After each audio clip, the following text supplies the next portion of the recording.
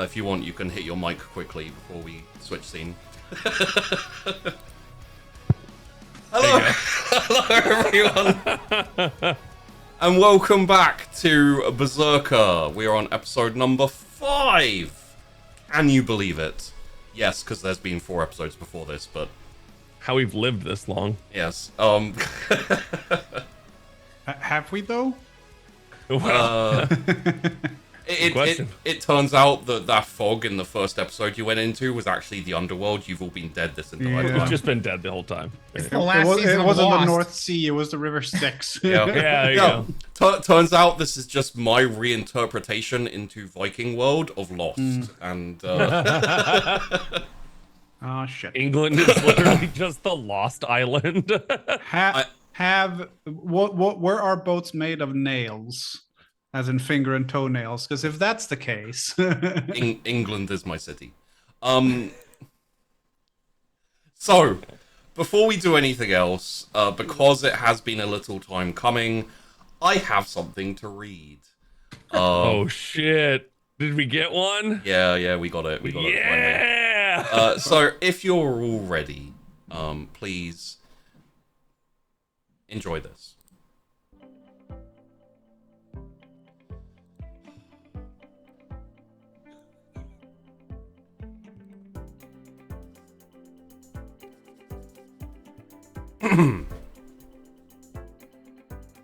Okay, so the last one, I admit, I understand why you rejected it.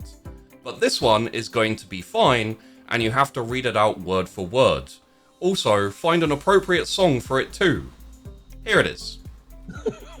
Hello all, and welcome to the Wandering Inn's Investor Report. Do a fake corporate smile. Here at the Wandering Inn, we are not only dedicated to delivering quality entertainment, but also to pushing back the boundaries of science and uncovering the mysteries of existence. Yes, that's right. Your pledge to the Wandering Inn goes directly into improving the very existence of humanity. Brackets. Play as sound effects here, like a clap or an impressed ooh or something IDK. Close brackets.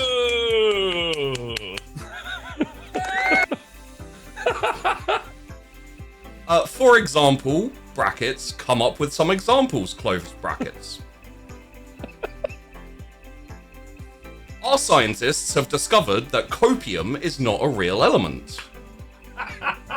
Additionally, subscribing to the Wandering Inn is the only proven way to lose weight, become more attractive, and get a larger penis. Finally, we have definitively proven that the world is flat if you zoom out far enough, or are so large that the Earth is the size of a flea proportionally. Of course, that's all well and good, but what about delivering high-quality entertainment? Well, do not worry, because in the last few years, we have delivered many amazingly popular and entertaining shows to you, the investor. For example, brackets, pause, and don't say anything for a few seconds, close brackets. But enough about all of our achievements, because not only do we want to deliver this important news to our current investors, we also want to reach out to potential investors and convince them that the Wandering Inn is the right place to invest their money. So with that in mind, here are all the reasons we think the Wandering Inn is the right investment for you. Brackets, pause here for 5 seconds, close brackets.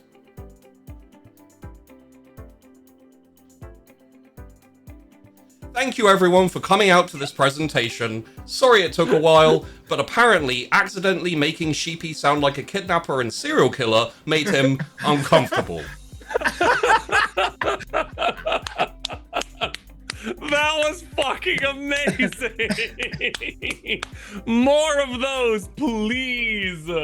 That's so fucking good! That's pretty good. Oh my god. Sheepy the man who doesn't get embarrassed about anything, getting a little slightly embarrassed is kind of amusing for us. That was That was so good. Like, there was team effort there. It was the ooh, ah, counting the second. I feel like there was a swerve that got taken there, because I rejected the first one, and they're like, all right, cool. I'm just gonna give you some fucking heat and shade. Love it. I love it. Oh, It was great. yeah. Really good. Yeah. Thank you very much for that. I want to turn this music off before it makes me heavily depressed. I'll stop with the effects now. So thank you so much for that. They did ask to remain anonymous. I'd love to break that, but I feel like who asked to remain anonymous? yes. I feel like I already did them a little bit dirty, just purely because I read it out as worded in the message. I thought that was great. I thought it was fantastic. Like, pause here for 5 seconds. Yes, not only are there lots of reasons which weren't listed to support the Wandering Inn, we've also made a whole load of entertaining shows, none of which I was allowed to list.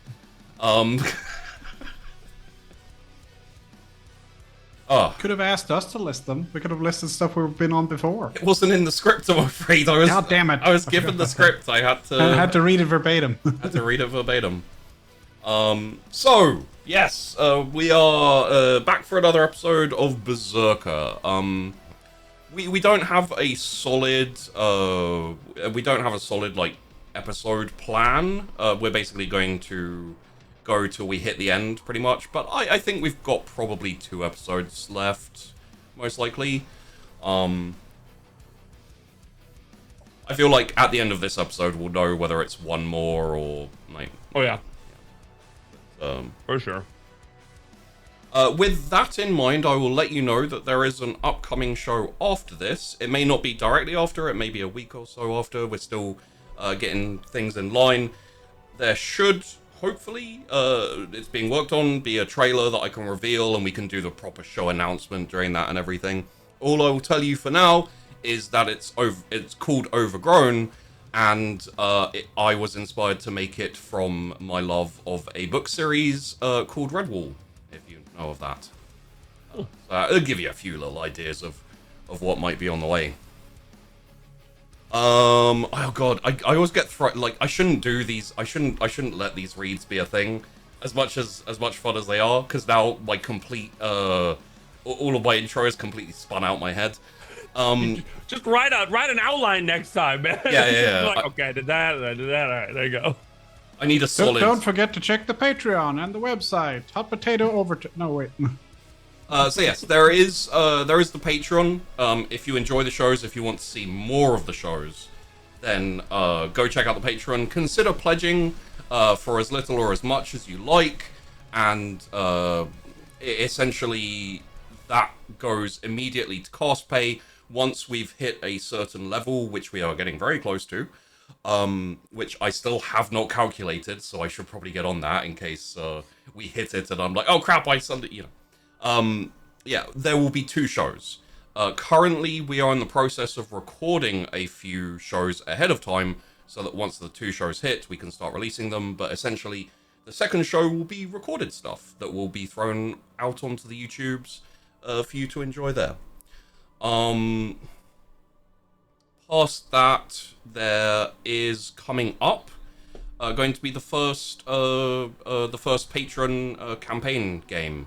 The patrons are going to be playing as pirates, and I'm going to be GMing it for them. So we're just for the I think it's the $50 tier and above, or if you've been a patron for a long time and you want to cash in a bit of that your loyalty card, then yeah, you can also join in there. I think we have a lot more people than I was expecting. So yeah. Please. That sounds like madness. Yes. Please don't too many people join up to it, because I don't want to be running like a 20-person game. You know what it sounds like? It sounds like, you know, the scene where all the pirate lords are like getting together on Pirates of the Caribbean, yeah. And one thing, and they're all just fucking screaming at each other the whole fucking time. Yeah. That's what that sounds like. Yeah. And that's what's amazing. Like, pirate setting would be like the perfect setting for too many people and like a cacophony of noise, because nothing's gonna get done, but it'll be appropriate. Yeah. Sisumbaji votes for Sisumbaji. And so we shall go to war. Exactly. But yes, so if you're interested in that, that is a thing. Past that, there is the website, there is Twitter, and there is Discord. The best places to go to actually see what shows are available, I would say, is probably the website. I am working on doing a. I am working on doing a Discord like thread where you can see all the shows that exist and everything. But for now, I'd say just go to the website. All of the shows are up there. You can get all of the links to all of the places. If you want to be notified of when we go live, which is at this time every week, but if you do want to be notified, there is Twitter, there is the Discord. I recommend going to either of them. And there's probably other stuff as well. Oh, I am working on merch. It hopefully should be ready for the beginning of the next show. So Hell yeah. I can tell you, I because it's taken me a while to get running and etc. I can give you one hint of something, which is I have a logo made for the Wandering Inn that is like a shield type thing. Oh, like with coat of arms thing. a little bit like a coat of arms. Specifically, that will be on a pint mug, so it will look like a beer brand. It's Are we gonna have really a cool. pig paranormal investigations group merch, um or am I the only one with that T-shirt? God, like I am very tempted to make it a thing for if we manage to make season 2 happen. We have about- sold a grand total of 1. And I bought And that what about one. what about the hashtag looking for men show? I mean, sure. I mean,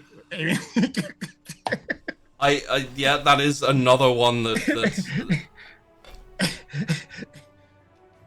looking for men. So-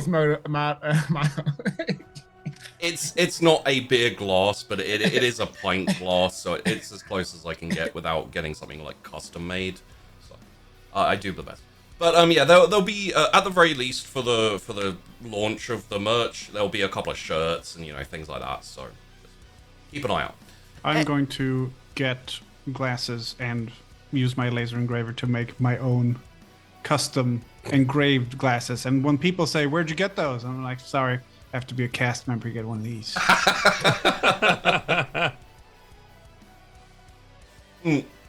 We just have it engraved with pig and then no context Yeah, exactly. needed. And the AI generated really shitty pig logo thing that I Yeah. have on the shirt. Okay.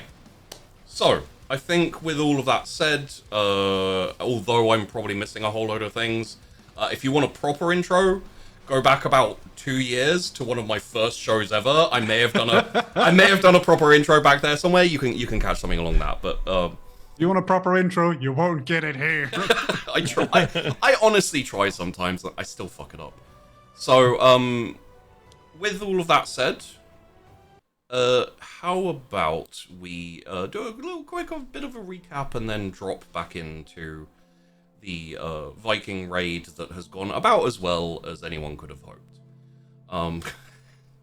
So last week, we found out exactly what was going on at the ships as they were burning, as they were kind of like wedged up on the shore and burning, with Harald's brother up and Hanging out. hanging, and the crazed Beserkr on the shore. Correct me if I'm wrong. I'm pretty sure Harald ripped him a new one, right? Didn't Harald like? I mean, Harald initially just put him to the ground. That's right. And Yeah. told people to hold him. And if they then decided to chop him in half, I can't speak to that. But What like I can't remember. I think Aki tried to shoot him with a bow, and then he missed like 3 times, and then didn't he, or was that somebody else? I think he missed. I mean, that sounds like Aki. So He missed- Well, no, he missed- definitely missed 3 times. I just can't remember if he was aiming at him or if he was aiming at the dudes that walked out from the ocean later on. oh, No, it was at the It was at the very beginning of combat. Was it? Yeah. He rolled 100 and broke the bow over his Yes, forehead. that's right. He Right. Okay. broke Right. the bow. So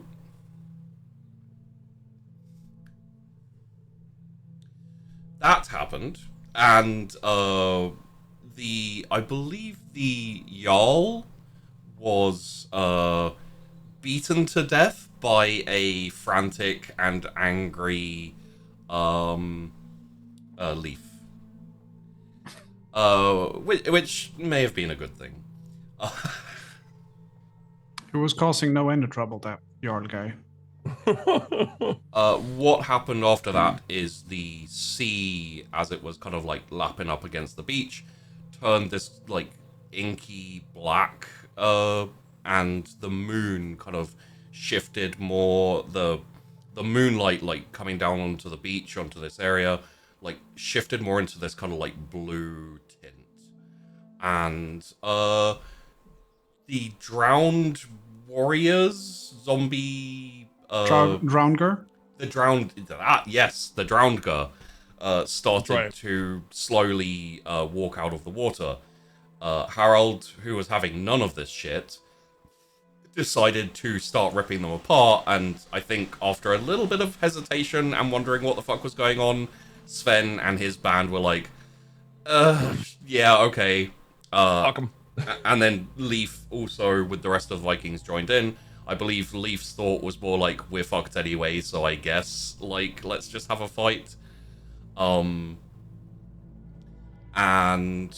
after realizing... Well, I think two things happened. I think the Vikings realized that as another load of Drownedger started to wander out of the sea, that this could be something that's just going to keep happening.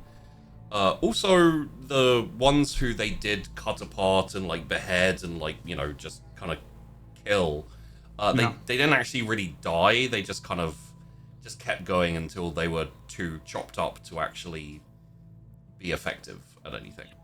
The other thing that I think caused them to realize they may need to get away from the beach was that Harald went a little bit berserk.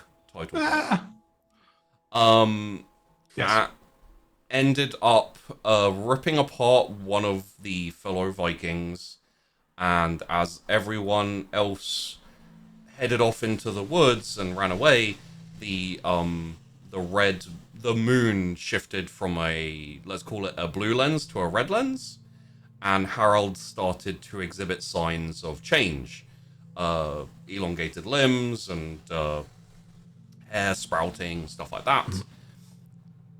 He then went on to charge into the woods and chased down one of the fleeing Vikings who hadn't gone with the main group. He chased him down, he hunted him, and I think it's safe to say he ripped him a new one. Several. Yes. Many. He was then joined by the entity formerly known as sorry, what was your brother's name? Eskil. Yeah, the entity formerly known as Eskil, the weird being who was posing as Eskil, rejoined him and essentially asked if he was ready to hunt. I believe he responded with a growl. Yes, that's... Which is very appropriate. That's tracks. Yes. At the same time, Sven, Leaf, and the rest of the Viking warriors, I would say, probably at this point, the majority of them were likely following Sven, or Sven's group, more than anything. Went through the forest with the intention of heading back to the village, basically somewhere that could be reasonably safe to some type of degree. On the way, they stopped to argue a little bit, and another one of the entities, which is the more like long-limbed, kind of fully black body ones. So just to throw this out there, so I'm not like, I hope I don't lose anyone. We have the Eskil type creature. The one who is posing as Eskil has like very blue-gray like skin. The other one that has been kind of dogging Sven a bit more, very similar in terms of like the antlers and stuff, but his head is a deer skull, as opposed to wearing a deer skull. And he has these very long, like, limbs, and his body is, like, almost completely jet black, like, all over. So, gives you an idea of the difference of them. An idea? There are deer as well? Yes. You're gonna lose mic privileges in a second. Thank you, LZT. That was dumb as shit. I'll go sit in the corner, shall I? There's a joke to construct there about how they don't have eyes in their skulls, so technically you've got no idea what they are. But see, we can workshop this. We'll talk later. yeah, we'll jam after this. Don't defend him. Don't enable this. However, it dropped down and grabbed in front of, I believe it was Bridget? Vigdis. It was the translator. Vigdis. Yeah, Vigdis, the translator. Yeah, Vigdis. Who kind of charged forward, ran it through with the sword, which apparently did nothing to it. It grabbed her, bit down, and basically, like, very quickly, it was hacked into pieces by the surrounding Vikings. And it kind of mystified to a degree. It turned into mist or like some type of smoke and looked like it went into Vigdis. On seeing this, very intelligently, I think, Sven decided to cut off her head. Was just like, no proof. And they decided to make haste to the village, which they did. When they got to the village, I believe we just had it where they were entering, and I think that was pretty much where we left off. We didn't. I don't even know if we officially got back, but we were going back, and then you ended with the sheep fuckers betraying us and coming after us. And how dare you, sir? We got there, and what happened? It was like. Did we actually get there, or no? I don't think we did. I said we kind of, that was the end of, like, we went towards it, but then we ended. Like, okay. Yeah, we had it with you just exiting the forest, walking towards it in the clearing, and then we shifted over to the end bit with the howl and everything. Gotcha. Okay. So I think with that in mind,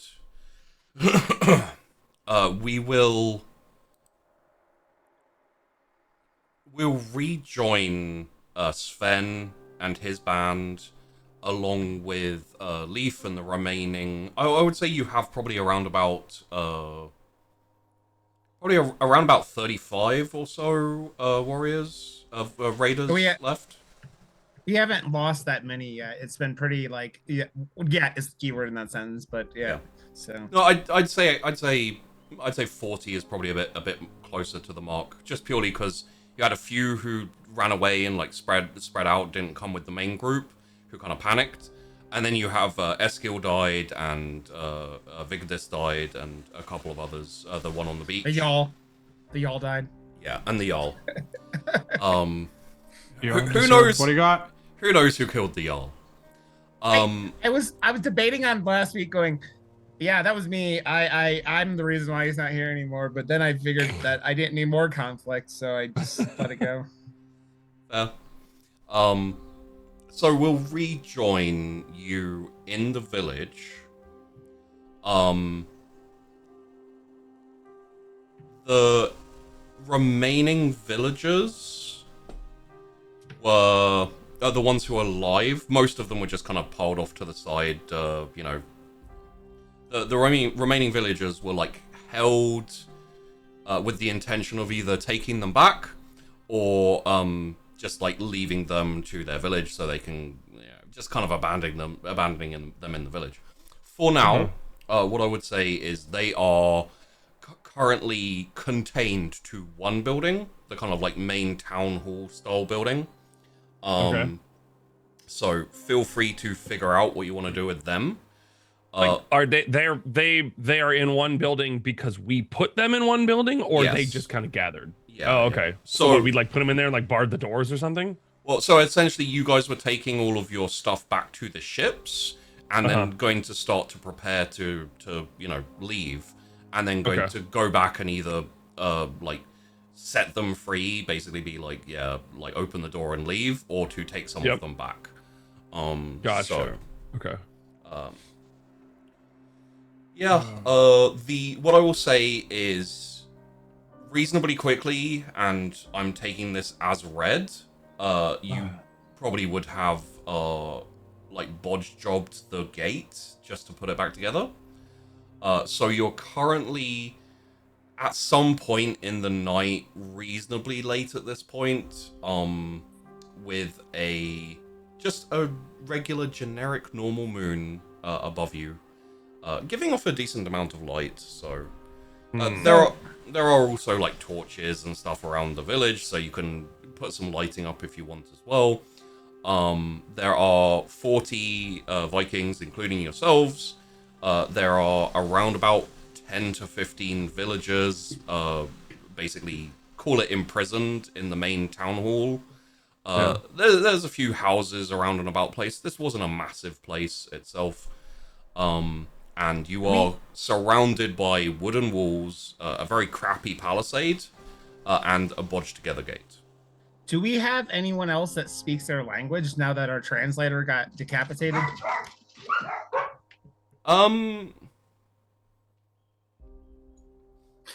Because I thought about questioning them, but I'm like, our translator just got her head cut off, so I'm not. There's sure. also probably like a range, so people can say like, "Donde está la biblioteca?" but they can't speak Spanish. Yeah, I would say that. Okay, let's do this because I'm in my rolling era currently, apparently.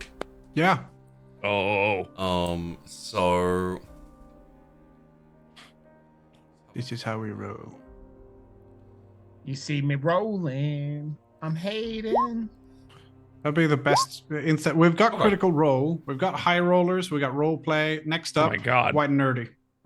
Okay, so I rolled for the Vikings in general. I rolled 1 decent success and 2 pretty heavy failures. I would say based off these rolls, this means that there are a couple of people who have some knowledge of the language. However, I will put it to both Sven and to Leaf. Would you like to roll me your intelligence? And we'll see if either of you have much of a grasp of the language. Intelligence. Okay.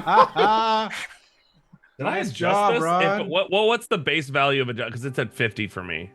I would say anywhere in the 40s would be fairly. 30 to 40 would be fairly standard. I think it's 40 what does it start as as the initial. if we didn't fuck with it? Do you know if it starts at like 25 or something like that? No, it starts at 40. Probably about 40, yeah. 35 maybe. Oh, I okay. haven't changed mine. That's... Oh, okay. All right. Then I must have changed it. So, Maybe. all right, here we go. Ah! Didn't help. So God! I would say Sven, you know enough to know like maybe yes or no or please don't kill me. I failed too, not because I'm a wolf, but because I don't know the language. Possibly also because you're a wolf, but that's beside the point. Yeah, exactly. Rod rolled so poorly that he doesn't know what a language is. I'd say Leaf. You're lucky that you don't forget parts of your own language at this with that roll. Hey, just like me in real life. Yeah.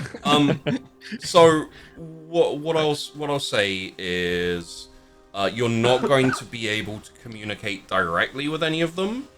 So you're not able to be like, hey, I ask the mayor this question, and then the mayor gives me a response. What you can do is you can ask some questions if you like, maybe go and talk to them. You'll have about 3 or 4 different Vikings trying to desperately translate your questions to the mayor, and then translating back to you, and it may not even be right. So, but it may also be right. Like there was a successful roll in there.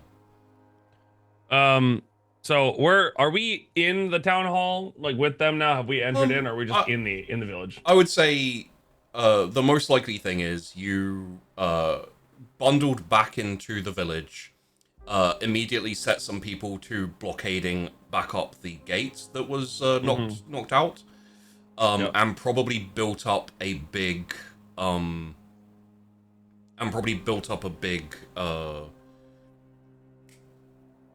a big fire in the center, like, because that fire was built up there before. There's still firewood around and stuff.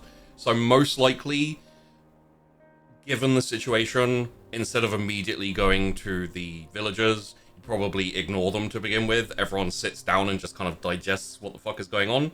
So let us rejoin properly with all of you sitting around a fire. And there's been silence for maybe about 5 minutes, aside from a little sound of like knocking wood as you're putting back up this the gate. We've got to figure out what to do. There's gonna be more that's gonna come after us. We have to talk to the villagers to see if they know how to deal with this. I don't know how we're gonna do that. Our translator, you removed her head from her shoulders. You were good idea. I appreciate the move, but we don't have a translator. We have a couple guys who know 3 words of fucking this language, but well, we gotta try. I mean, if that doesn't work, then we'll drop fucking pictures in the ground, because God, if we're the only ones that like don't understand how to deal with this, and hell, if the villagers are in on this, we're fucked. Well, they're obviously in on this. They were using you. Are they? You said it yourself when we were in that church. You said that these things were used to like offerings, right? Well, I'm not the people in the church, but we don't know if they're aligned with the villagers or not. We don't know if they're the same people. We never saw them together. All we saw was when we walked in, one dude killed himself, and there was a bunch of other people that were already dead, or however it went. We never saw them together, so they might not be. But I think that's the only place. I mean, like, right? That's the like. I don't know. It just seemed like this church was set up so that they could do their shit away from the normal villagers. They had to. It seems like they knew. Well, we gotta at least try to talk to them about that, because if they know. Wait. What did I say about the feast? You talked. Yeah, you said the meat was for like to keep demons away, or like make deals with demons, or whatever the fuck it was, and they use it as offerings to have lots of luck and all that shit. And yeah, a feast, an offering, is good to keep away the spirits, the demons. Yeah, but I still think that anyone in that church was part of this village and they were doing that stuff. I don't know. It seems complicit, because you saw the gold, right? These guys have had more gold than any village we've ever raided, and they had gold and trinkets and things that very, very unusual. I know you said you'd seen people with trinkets and shit like that. But no, this was way more than I'm used to, and I've been doing this for a long time. This is like, right. We're gonna get to that. Yeah. But keep in mind this feast to keep the spirits at bay, because maybe that's our saving grace. Maybe. It seems like it's what they would do. And if they are a part of this church, then they would know how to do it, and then they wouldn't be upset by it happening. They'd be upset by us because we took all their shit and killed their people. But aside from that, it's probably a better death to die to our axes than be pulled apart by some nightmare. We have to try to talk to them. Grab the 3 that you think that can talk the best. We're gonna go into the town hall and we're gonna try to talk to them. If it doesn't work, we figure something else out. But that's where we gotta start.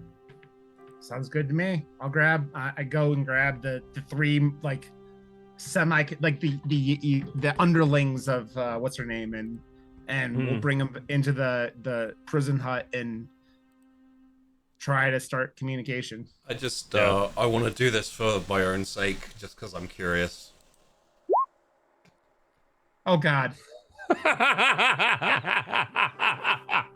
That is so I just like the dice have spoken in the best of ways. I was like, seeing as Aki has been a regular roller, I was like, I wanted to see, give him a chance, but he does not. Yeah, he may have forgotten his own language, to be honest with that. But Aki got hit in the head with that bow so hard that he doesn't know what country he is in. has been rendered speechless, I think is the phrase we're looking for. I actually did want to talk to Aki. And as Leaf gets up to go talk to them, to pull them to the town hall, I would be like, Aki, come here. Yeah. I'm gonna go talk to the villagers to see if they know anything about how to handle this or whatnot, or who they are. We're just gonna do our best to talk to them with the bit of language that we can speak of theirs. I need you to stay out here and help build and fortify the walls. If anything happens, I would assume he has some sort of like a horn or something like that on him. Like, yeah, sure. Like you sound your horn and we'll be out momentarily, but you hold the gates as long as you can. And we back up to the fire in the middle if anything breaks through. We fight together or not at all. Okay? Back to back. Like it should be. Okay. Good luck. I am going to go. And there's a general kind of like organizing, like a few shouts and etc. But honestly, again, with this place so quiet and so kind of bereft of like regular forest sounds, there's it's like when you walk out into a giant cave and you whisper. It's that kind of vibe where it's just like everyone's a bit quieter. There's not lots of shouting or anything. It's like when you're playing a stealth section of video game and you get all quiet yourself. You're just like, you're hoping it will, even though we know that the quiet isn't going to do anything. Yeah. So. Yes. Yeah. So we let's head to the town center. Yeah. Yep. We'll go in and I think I'll open the doors and like I go straight to the mayor or the leader of them, like, and I'll just like ask him what those monsters are. What, like, and just like, I don't know. It's just like what is happening? And try to get some kind of like translation. Sorry, what the fuck did we walk into? The idea that you turned up, raided their town, killed a whole load of them, then like had a feast, locked them away, left, came back, and then one of the first things you do is go at them. It's just like the poor mayor must be terrified. Language is hard, man. Language is hard. Yeah, it is. You just scare the fuck out of him. So it's like, yeah, shit's confusing. Yeah, we did all these fucking awful things. I don't give a shit. Answer the fucking question. And just scare the shit out of him. I feel as well that's you playing into your like translation intelligence role, just like trying to like just scaring the crap out of him. At this point, it is so dire to get communication across. If I go like growl like that, like it is. Yeah, it's fucking Leaf is a fucking goat farmer. He doesn't know shit. His most hated / best friend in the world is a giant werewolf fucking hunting everyone. It's not exactly a great. He wanted to leave and nobody would listen to him, and he was right all along. So there's a lot of shit happening that's just like he's like, nah, man. It's just yeah. You go. Rod, I only have one thing to say to that. Mondays, am I right? Yeah, Mondays.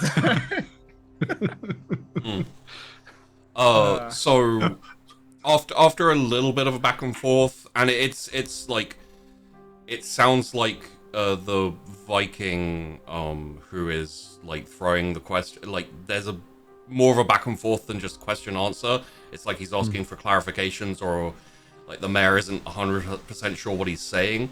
He turns back and he says, I think he said something about blood, about shedding blood and ritual of some kind. I'm not sure ritual is the right word, but Can you translate to him? I need to know, can we stop this? Is there a way to send these things away? Is there any way to prevent us from all getting eaten alive? That would be preferable here. after like a quick kind of rattle off of a question, the mayor just like shakes his head, and the translator like turns over to you and no. Ask him about the feast. Ask him if he knows anything about the offering feast, if that's something that they use to keep them away. Again, like turn around, and I'd say on this one, there's probably they're kind of sharing the questioning at this point, because that's going to like stretch out into much more complicated question. So there's a bit of a back and forth debate, and like questioning looks, and probably some shouting from a couple of them as they get frustrated. Eventually, they come to a consensus and turn back around to you and say, he's saying something that the feast, the food, is to be offered into the forest, certain shrines, certain spots in the forest. Once it is offered, it disappears, and boons come to the villagers because of these offerings. Almost like a sacrifice, I think. Savannah told you, you're right. They were offering that for wealth, like that the story you told me. And fuck. He said that they settled here. They came here, or they were here from somewhere else originally. For the people here were not originally from here. Right. And they came here from another land, and when they settled here, they started to mine, and they were hoping for, like, they heard rumors of wealth of precious metals, but they didn't find any. And so they started, the ones who came before them started to sacrifice, and then they found wealth. So you bastards are responsible for this. Oh. And it's just like Leaf is like taking every like he takes out his axe and he's just like fuck, and just tosses it into the ground. Okay. So they don't know how to stop it. Aside from, the feast isn't gonna do shit. Maybe they do. They're not telling us. I mean, would you tell us? We've taken everything from them. We've killed their warriors. I mean, he might be telling the truth, but he's not. Okay. And then Sven goes, fuck it. And then Sven grabs the nearest, like the mayor's hand, puts it on the table, pulls his axe out and goes, and then looks at the translator and goes, tell us how to stop them. And the translator like looks at him and kind of, delivers the same thing with the attempt at like vehemence and everything. And the mayor kind of like with his hand on the table, etc. Kind of like looks directly as he says something very slowly, and the translator like pauses for a second, and then looks at you and says. He says this is retribution for what you have done. Oh. Leaf takes out a knife and throws it into his face.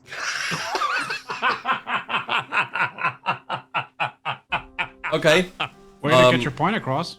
Please roll me your throw. Obviously, I'll adjust it slightly, considering you're pretty close by. And you're lucky I'm going to adjust it slightly. Oh my god. I'm like Aki over here. Jesus. If this was a longer running, like show campaign, we'd just end up being like, okay, you have to roll, but don't Aki it. Yeah. Jesus Christ, dude. The knife, you were aiming at his like head, I think. At his face, yep. Okay, in that case, like you like draw out a knife and just hurl it at him in like this kind of shout of fury and anger, and the knife like flies directly into his throat, and like he goes tumbling back and hits the floor. There's like blood like spurting out of his mouth, out of his throat, just like flowing all over, and he's just like gurgling and thrashing and writhing and gurgling and blood, and it's going for a while. So feel free to do like, I imagine Sven has some sort of reaction as this is happening. Fucking God! And just like absolutely just like right here. Like I know the knife is there, but he doesn't. He just aims right for it. He's just so fucking mad and he cuts his head off. Okay. And I'll tell the translators now. Does anyone else have any helpful information besides the retribution comment? Because I will knife every one of you if someone doesn't tell us how we stop these monsters. You want me to translate all of that? Just tell them, whoever hasn't, fuck, and just like picks up an axe and is just like, tell them whoever helps us gets to live. And he like turns and kind of shouts out to this like about 12, 13 people just huddled in the corner. There's been a kind of like, you know, screaming and etc. when that happened. I would say, could you please both give me a, what would work here? I think a praise would be something that could work, although it's not perfect. I don't see anything better. I have a 5 in appraise. Is that right? You like, so this is a praise as in like appraising people. So if you want to adjust it slightly to work for that. There isn't an insight. There's no range? There's no insight. I would say, depending on how good you are at reading people, I'd say, Leaf, that seems about appropriate. I'd say for Sven, going on your own judgment, but I'd say it's probably pretty low, like 20, 25, probably. Okay. Do 25.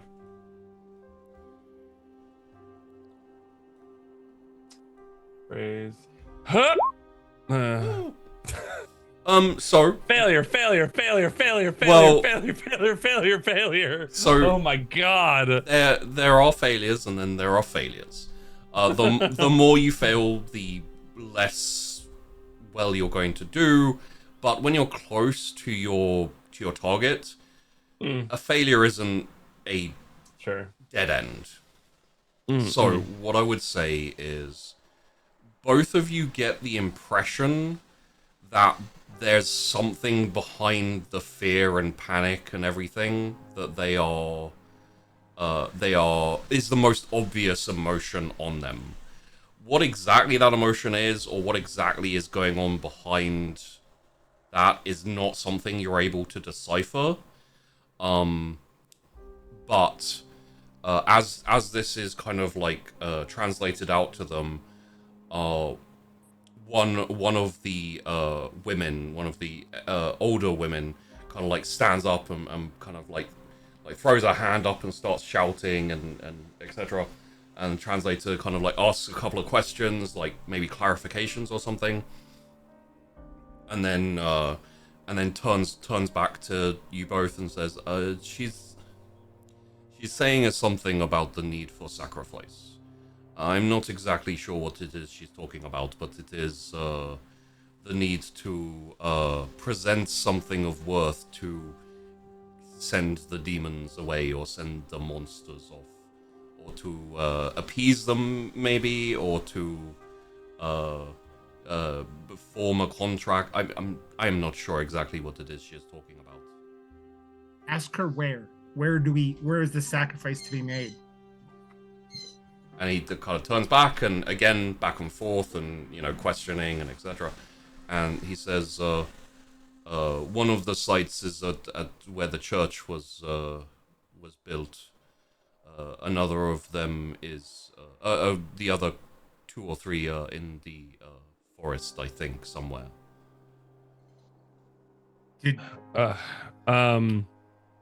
Sven, without saying anything, grabs the head and drags the body of the mayor out the front door. Yeah.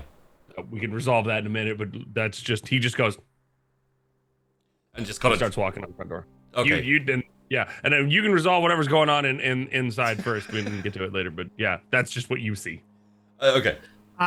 I'll be like, who can lead us? I mean, because now the church is obviously, Leaf has taken the church out of the equation because he burned the fucking church down. And then he's sitting there going, who could lead us to this location? He throws the question out again to the group, and they're all kind of sat down. The woman who even threw her hand up and everything has sat down again with huddling up with everyone else, and waits for a second, and then a couple of people pipe up a little bit. He asks a couple of questions and then turns back to you and says, it seems like they are saying it is almost the same as being killed here to go out into the forest at night. Hmm. I mean, I'm not sure I'm going out until dawn, but fuck. I could ask them if they are willing to go out in the day. Yes, ask them. And he turns around and shouts out again back and forth, and turns back to you and says, they say that the only difference is you don't have to deal as much with the dead.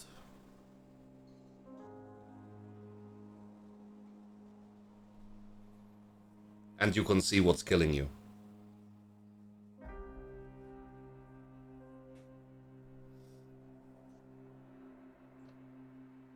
Fuck!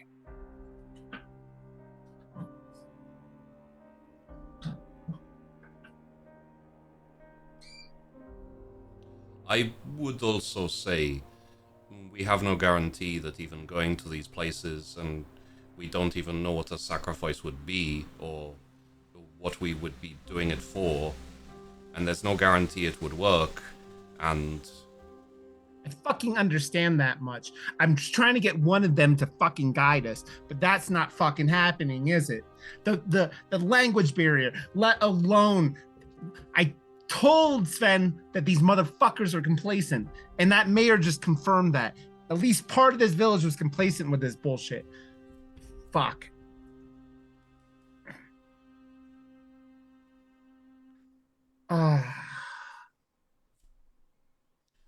what do you want to do with these? Take the one that answered me and light the hut on fire. What the fuck? Dude, what the fuck? Yep. Holy shit! I warned him. I warned him. Fucking mind. Holy fuck! Yeah, you helped out, and we all know snitches get stitches. Burn the hut. What the fuck? Tell him that to tell the translator that's what it's gonna do unless we get any more, unless someone helps us. And I'll see if that gets anything out of him. Okay. He turns again, turns back and says, they are starting to shout all manner of things about demons and rituals and food, and none of it correlates to it. I don't think. Half of it I don't understand what they are saying, and the half that I do understand, it essentially contradicts what they were all saying. I think you're going to have a difficult time getting any type of truth out of people who are desperate not to die. I understand that, but I don't know what the fuck else to do. I don't know what these fucking monsters... You would think that someone so willing to sacrifice and do all these things for some gold would be, willing to cross lines to save their own lives. But fuck. I mean, we sacrifice for our gods. We do. I'm not getting. These people aren't warriors like us. They had. Fuck. Just everyone leave. Just lock the building down. I won't burn the fucking building down with all of them inside of it. I thought about it, but I'm not yet. No, but we need to figure out what the fuck to do. We lock it back up. We should also maybe ask Sven what he thinks we should do. I know, but he went out that way, so we'll deal with him outside. Him and his people are all out there. All right. And Leave locked up, and Sven, where have you gone, buddy? I am just like kicked out the doors. I've got the head in my hands, and I'm not like trudging. I'm just like dead face, just carrying the body by like the chest, and I'm just pulling it behind me, and I've got the head by like the hair in my hand, and I'm just walking to the gates. Is there a ladder or something, or a not like a little stand where you can stand up on it and see over the palisade? Yeah. I'd say especially to the side, each side of the gate, there's kind of like a little bit, and yeah. Okay. Well. Yeah, and if there's anybody up there, I immediately just like move over or get down or something. Yeah. And if they get down, then I wait for them to get down, whatever. And then I trudge up there. And I hold the head up, and I'm just like, here's your fucking sacrifice. You want blood? You've got it.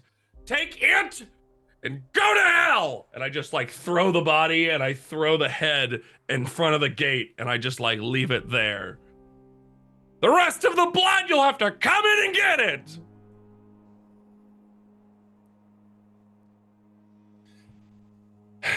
And then Sven turns back. And he just walks over to the bonfire, and he sits down, like I'm guessing there's like a log or something like that, and he sits down on a log next to the campfire, and he just stares into the bonfire, into the fire, and just waits. Just waits there. Question.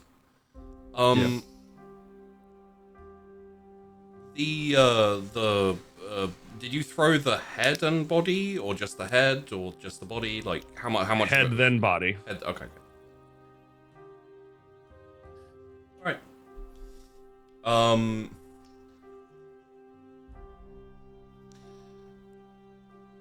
At that point, I would say Leaf comes back out with the trailing translators. They kind of like board it up. I'd say Aki probably comes over by the fire, sits down next to you, stay silent. A couple of other of your band, similar things. Leaf, is there anything you want to?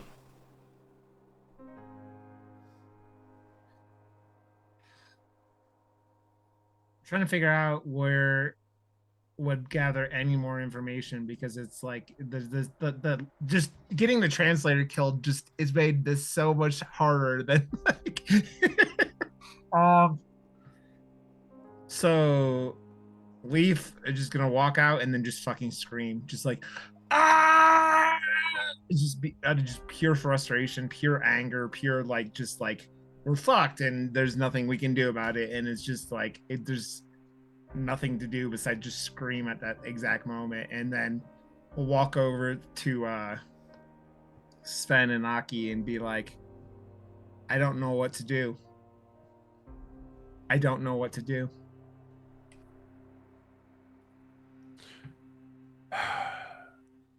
You wait. We wait. We don't really know the area, so at the very least we should wait till daytime, yes? I mean, I completely agree with that.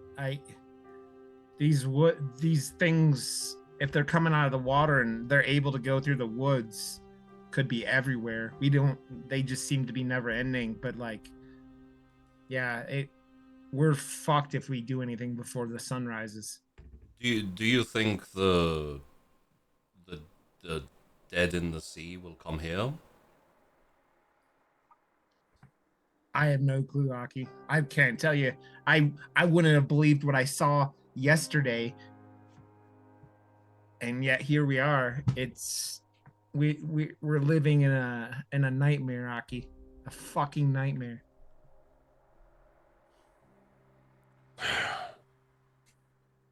We wait till morning. We wait till morning. We rotate guards on the palisades. If we see anything, we fight and we die. Or we fight and we live. We don't understand what this is. We may never understand what this is. All we know is that every time whatever it is tries to kill one of us either becomes something worse, turns on us, or goes mad and deserves the axe. So, if we can't figure out how to stop them, which we lit the church on fire, we've killed the mayor, we don't know where our Jarl is, we don't know where Harald is, he's still probably on the beach fighting. The Jarl is dead, yes? Oh, that's right, he is dead. So our Jarl is dead. We have no leadership. That's right. All we do is wait and fight. And if there is no fight, we fucking take these walls down after a week of survival and we build boats and fucking leave. Or we travel south until we find some other village, steal their boats, kill all their people, and then fucking leave. And never come back to this hell rock. This land is so incredibly cursed. Maybe this is the reward for all the years of our raids. We finally raided somewhere that no man was ever supposed to be. Ugh. Every land is cursed in its own right. You do enough wrong in the right way, and the wrong will turn to you. Every land, our home is cursed that way. You know the stories. Every single place. We're not special. Oh, I know our land is cursed, but we have bodies rising up from the ocean. We've got flesh monsters that look like our own people. We've got, I mean, those sacrificing themselves to the whims of these gods for gold. Like, cursed is the beginning of the understatement of everything for this place. Cursed doesn't even begin to touch what this land is. It should salt and burn everything we can burn down to the ground and never return. Not gonna have. Oh yeah, because burning the fucking church where the nightmares lived was a great idea. How do we know that wasn't the reason why they're all here now? No, we just leave. We just fucking leave. The less we touch, the less we affect, the less shit that we turn over and unlock, the better. We just fucking leave. Gonna swim out of here, Sven? Yes, We're gonna- because it's better than being torn apart and turned into some hell monster. I'd rather drown than see what almost happened to Vigdis. What if drowning turns you into one of those things? I was thinking the same thing, Aki. I'd rather Then I'll be be dead and they'll have my body. Who gives a shit? I'd rather be a hell monster than be a drowned, pathetic corpse. What if they're aware of what the fuck they are and they just sit there drowning for eternity? Fuck that. Then pick your poison. Who gives a fuck? We're dead anyway. It doesn't matter. That's what I'm saying. It doesn't matter. We just need to leave, and we can't do it now because the forest is filled with the fucking nightmares that exist that are trying to kill us. We wait till morning. If at morning somehow we're still alive, then we go south.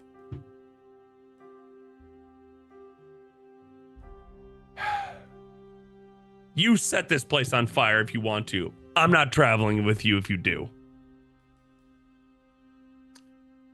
I'm not saying. I mean, I'm perfectly okay with burning the place down, but that wasn't my actual point there, Sven. My point was that this land is fucking cursed. When you curse things happen, you fucking cleanse them with fire. Didn't mean to actually set it down. I may have lit a couple things on fire while we're here, but they all deserve to be lit on fire. That You said you were gonna set the fucking town. Actually, hold on. I wasn't there for that. Let me rewind that.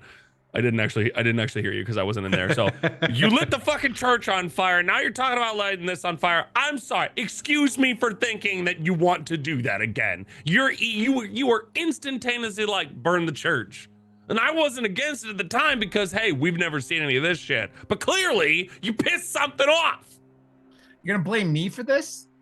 Why wouldn't At that point, we already had a fucking monster in our group impersonating one of us. We didn't know that. You just probably just made it worse because all the fucking food has been burned up. The gold has been melted. The cultists that were there keeping the nightmares at bay have been reduced to cinders. The nightmares had already attacked me when we fucking went into that church, Sven. They started before then. You had those thoughts on that fucking boat. You saw shit, Sven. This isn't some fucking made up shit where I light the church on fire. This land is cursed. Cursed. And blaming me for it fucking coming down on us. Sure, it might make you feel better, but it's not what fucking happened. We were fucking doomed the second we landed here. We were doomed the second we landed here. And there is no fucking blaming me. Maybe I've been a little fucking out of my mind. Guess what? I'm a little out of my mind when everyone I know is trying to fucking kill me. The fucking ocean is coming alive and attacking us. Our friends are fucking turning into wolves. We have a fucking... I don't know that. You were eating people's throats out. It was fine. Our friends are ripping people's throats out like they're wild animals. This entire situation, there is no playbook for this, Sven. This is not a fucking raiding thing. What happens when the village you raid turns out to be a hell spawn from a world that we don't know exists? Well, you do this. No, none of us lived through this. None of us have seen anything like this. And my actions, sure, they've been a little fucked up, but blaming me for this, fuck you. Fen just gets up and walks away. Should I take it that we are waiting till morning for your plot? Yeah, you can. We try to sleep and do rotations of guards and whatnot. Yeah. Yep. Yep. Regardless of the fight, that's totally the plan. Yeah. Before we proceed, I just want to say I heartily enjoyed two Americans shitting on the entirety of Europe and calling it a hellscape. This place is shit. The place we're from is shit. Cursed. It's all cursed. It's all terrible. Why would anyone come here? Why didn't I go with Leif when he went west? Yeah. I should have just gone with him. Well, it turns out this is the Greenland actual. sounds so nice. It turns out this is the actual Leif, and this is the entire reason he left. This is...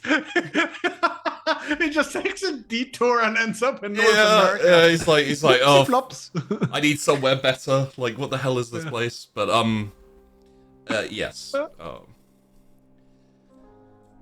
There was a point during that conversation where I was just sitting there like, it's so funny to hear two Americans just crap on like England and Denmark or just Scandinavia and Shadow Meta Chat. But let's be honest, are they wrong? Oh no. So I will yes. The one point of interest is Sven, when you are shaken awake to take your shift on the wall.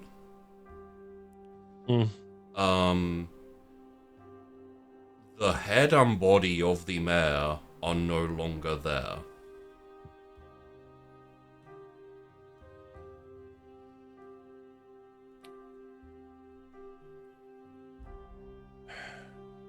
I'm for more sacrifices. Sven just spits at the ground that it was on. And then he just has his axe on his shoulder and just waits. His Sven is just dead inside. He's just like, if you're gonna fucking do it, do it. Yeah. I don't give a shit anymore. That nothing makes sense. You know, all internally is just thinking nothing makes sense. There's no way we can prevent this that we know of. There's nothing to be done other than wait. And if there's going to be a fight, great. If I'm going to turn into some hell monster, fuck you. I don't want to, but what can I do other than fight to the last? So if you're going to do it, fucking do it. I'm just tired of waiting. It's just like I love the idea of Sven seeing the corpse gone, going, it's working, and keep chucking corpses over the wall until they stop disappearing. It's like a corpse bag of holding. It just keeps going until they stop disappearing. Okay, they're satiated now. If that was Leaf, he would have started fucking decapitating villagers and throwing their bodies over the fucking wall. Absolutely. Hey man, you got a rotation on the wall. Yeah. We're all doing it. Yeah, I don't. It's just fucking like there's no fear anymore. It's just like, yeah, this is fine. If this is how it will be, this is how it will be. And as Sven is standing there on the wall, like just staring out into the darkness of the forest, the camera flies off through the forest, and we rejoin Harold in the dark of the night.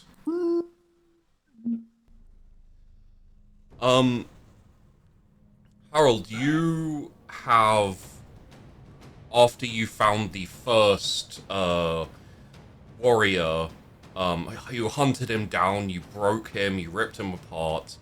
There are still more trails to follow. There are more warriors to conquer. I want more blood-filled piñatas.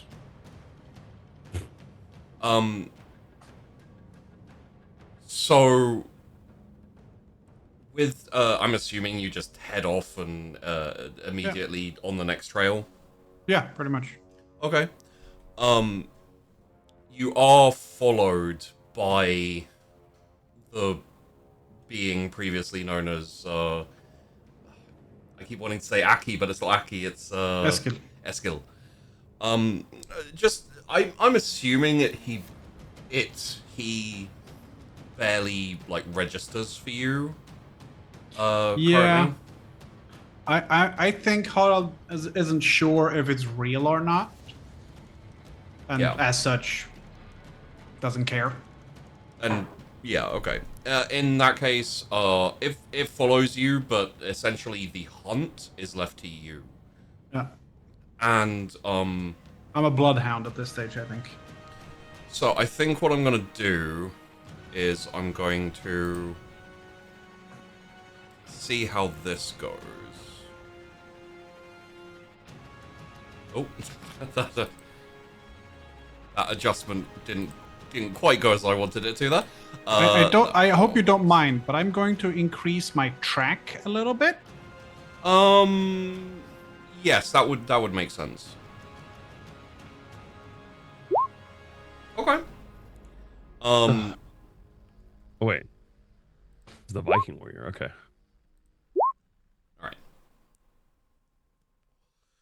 So you have two trails heading off kind of in very random directions.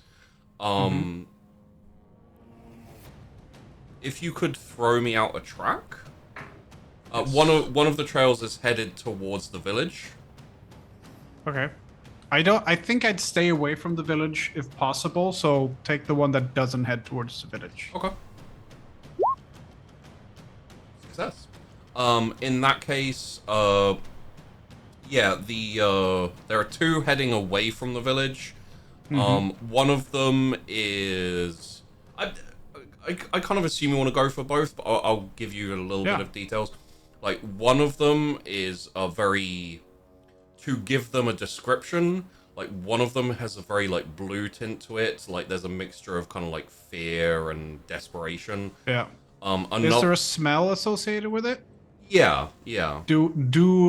Does the Harald part of Harald Halfwolf recognize the smell? Yeah, it's one of the Vikings. Okay. Like, all three of these are part of your troop. Mm-hmm. The band from the band with Leaf all pretty much stayed together. Yeah. So yeah, one of them is kind of fear tinted. One of them is a bit more like resolute, although a little confused and essentially possibly lost. I would say. Take the weak target first. Okay. Absolutely. In that case, given your track and the fact that they failed, within 5 to 10 minutes, you are right behind them. You're on the trail. They're kind of like pushing through. Occasionally, they like stumble into a tree. You see at this point, like they've actually at some point lost their weapon, probably an axe or a sword or really? something, maybe even a spear. They still have like their shield, but it's kind of like hanging. Yeah, and I useless imagine by they'll their have side. a sex knife in the belt or something like that. Yeah. Okay, so I'm gonna keep a little bit of a distance to make sure and kind of observe, I guess, and make sure there's no one else nearby, and then I'm gonna like try to hamstring one of them. Well, they just FYI, they're not like together, so. Oh, okay. Oh, so well, I fucking hamstring one of them, the Yeah. weak one. So, you kind of like, are you going for teeth? Are you going for like essentially claw swipe, like, or are you going weapon? Yeah, no. Sprint past, claw swipe, take out the hamstring, and like disappear again. Yeah. So like as you like, I'm assuming you're not trying to be like stealthy. You're more relying on like surprise and speed. Yeah. So as you like rustle through the undergrowth towards him, he kind of like spins around. You see like the panic in his eyes, and you kind of like sweep past him. He kind of vaguely like flails with his shield, but you duck under it easily and just like take out one of his legs, the ankle area. Harald was big as a human. As a werewolf, he is ginormous. Yes, and he cries out and like falls to one knee, kind of thing, and like starts trying to like push himself back up with his shield and with his leg, but the blood starts to just like spurt from his damaged leg. And how are you proceeding from there? Well, if he's down for the count, essentially, or reduced to a crawl. I would say likely if you don't immediately go back at him, he's going to kind of like swing a couple of times with his shield and then try and like pull the knife out of his belt. But it's dark, right? It's still night. Yes. Yeah. So circle around, from and come from another direction where it doesn't see me, Okay. and try to like take him down. Okay. So I will go with. If you can roll me whatever it is, I would Brawl, say brawl, strength, etc. brawl, I'd say. Yeah. Oh yes. In this instance, oh, he almost made it. Almost made it. That's still a very good roll. Yeah. Well, see, the thing is after he rolls that, he has to roll some form of like fighting to like dodge or block or whatever. Yeah. So yeah. This was just to see if he heard me coming. Yes. Difficulty goes from a 20 to an 80. Yeah. So I'll cede this part over to you. Essentially, he has failed to even hear you coming, so he is like flailing in the dark, and like he probably like stops trying to pull the knife out of his belt even, and just starts trying to like staunch the blood in his as he's like desperately looking around. At which point, when he's bent over trying to wrap his leg, there's the camera is bouncing up and down, running through the woods, and then you just see him in front, and there's a quick pass by, and you just hear a gurgling sound. yeah, like a scream that goes to a gurgle, and Yeah, cuts off. it's a very short scream, and then a very abrupt cut off, and then it's just gurgling. And then the camera like swings back to see like Harald like covered in blood, like hairy, elongated limbs, like extended like snout and everything. There's kind of like in the vague moonlight, there's this just like huffing steam coming from your mouth, and you still have that sense of that other track if you want to go after them. Yeah. There's definitely a howl of joy though Yes. from the successful hunt. And I would say I will very quickly go with I'm gonna be that, so it'll probably. But I imagine this took a few minutes, so the other guy has getting closer to. Yeah, exactly. Yeah. So as you like flow off towards the other wayward Viking warrior, you can probably get a sense at this point. I would say the forest feels more like home to you now. It's hard to describe, but you get a sense of the forest. There's very little alive in this forest. There's not really any birds. There's not really any creatures. Like, you've got maybe some flies, that type of thing. But you don't have any, like, wildlife here. Yeah.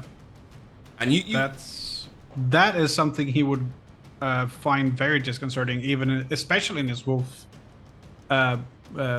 werewolf state. Yeah, I would say you get the sense that whatever it is that inhabits these woods, including yourself, has kind of not driven it away, but it essentially, like, wildlife just doesn't feel comfortable here. Yeah. I think that is very disconcerting for Harald because even if he is a werewolf, it's still like the wolf it's a part of nature. So the fact that there's something very wrong with nature around here would be immediate and obvious and not great. Yeah. So I would say once you like get back on the hunt and you get back on the trail again, very quickly you start to catch up. This time, as you're getting closer, you see the figure of this Viking warrior like stop and turn, like alert. He's got a he's got a spear, he's got a shield, he's still fully armored, and you hear him say, "So you found me? Well, come at me, beast, and see what I'm made of."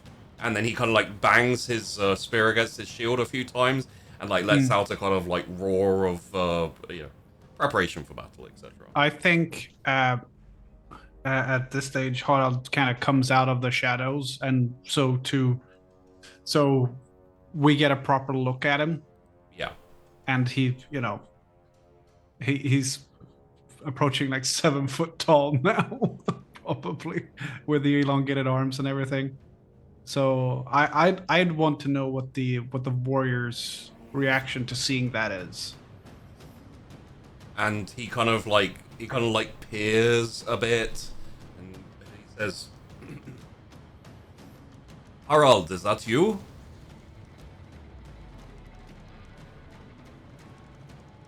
I think there's a look of recognition. The intelligence behind it, the intelligence behind the eyes is still there. So I think he would, as something as familiar as his own name, he would recognize. But in the same way that a dog knows the dog's name when you say it. It's not like, oh yes, we shall have a conversation. It's like, who? And just so you know, this is Gunvald, just one of the retinue, basically. No one especially special standing out, but you'd know their names. Yeah, okay. Who's a good boy? Who needs a treat? Yeah. Who needs a treat? Rub my belly, motherfucker. Okay, yeah, so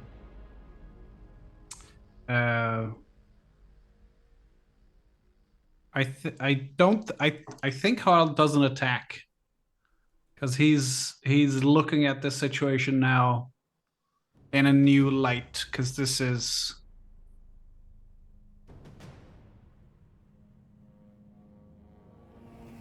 new. This isn't a hunt, this is a fight, and a straight up fight is not what wolves do, it's what men do. And I love the idea of him. I love the idea of, like, blood across his face and all of this, but he's still Harald. Yeah. In that case, okay. What does the dare skull guy do? Because he should be right behind me, right? So he is right behind you, and I would say at this point, he kind of like also kind of steps a little bit into the light behind you, which leads Gunvald to be like, so it looks like you have made some new friends. I was always curious, Harald. You are a good warrior. I was always wondering whether I could defeat you. And then he like bangs his spear on his shield a couple of times, and like bellows again. With that, when he says, "Looks like you've made some new friends," I think Harald actually notices the deer skull head guy, Manbear Pig, and not looks at him and not in like a friendly way. Yeah. Because I think he sees a connection to what he was, 2 hours ago. Yeah. And it was this dude was role playing as your brother, man. That's Yeah, I think there's a little bit more of Harald creeping in. So the initial like bloodthirst has been quenched, and now there's more of the man coming out at least in his way of thinking. Well, so if you will roll me an occult, please. Ooh, 2 degrees of failure. That's a pretty hefty failure. Yeah. I agree with that. I would like to to have what's it called? It's not advantage here. Is it like bonus? I don't know what they're called. Because this situation it's So well, it's completely up to you, but yeah. what I would say is, essentially, it's down to you and it's down to Harold. Essentially, what this means is like you're not going to be able to maintain the essentially the resurgence of Harold completely. You're not going to be able to be like, I am now Harold, Yeah. and I am just a warrior. Yeah. Like the kills the kills you've done, the hunting you've done, like there's something in that has energized you, and like the Harold from before, who was sick of raiding, maybe a bit bloodsick, and just kind of less interested in raiding in the future, has diminished. You have found a new challenge, and you found a way to like make things interesting again. Yeah. And that's kind of seeped into you in this like throughout the night. So I have a question. Yeah. The human Harald is it's there, but it's significantly lessened. I would. Oh, sorry. Can I use the aggression of Harald Halfwolf to attack the man bear pig deer skull guy?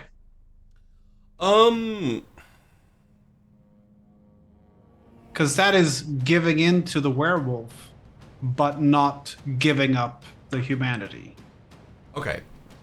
So, what I'll say is, when you turn and give that kind of like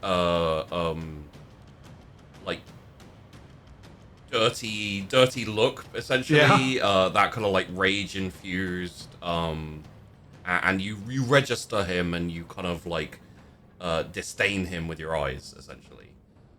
Immediately he like drops to his knee and like bows his head, and okay. the sensation you get is the equivalent of a member, and I'm gonna go with wolf analogy here, like a member of the pack, essentially a beta serving an alpha kind of like vibe. That's absolutely fine. Then I attack the other guy. Then I attack the Viking. Okay. What I will say is, if you want to approach this as a warrior instead, you can. But it will be a momentary, like, stepping out of the wolf, out of the hunt, because there are still aspects of Harald that are apparent and that are there. You haven't lost your mind. I would equate it more to like slipping into something addictive, you know? Like it's difficult to fight against, you still can. Yeah. I think the wolf had many kills very recently. So the human can have one, and then the wolf can come back again. Okay. So this one will be Wolfman versus Man. Okay. So the with the when the entity goes down to its knee, and you kind of like dismiss it from your thoughts and kind of, you know, square up to the warrior, Gunvald. He essentially like kind of gestures towards himself with his spear and says, "Come on then, I want to see whether I can best you." And then kind of like takes up a position, like I'd say reasonably defensive in terms of like shield forward, spear kind of poking out, as if expecting you to like charge and like jump in.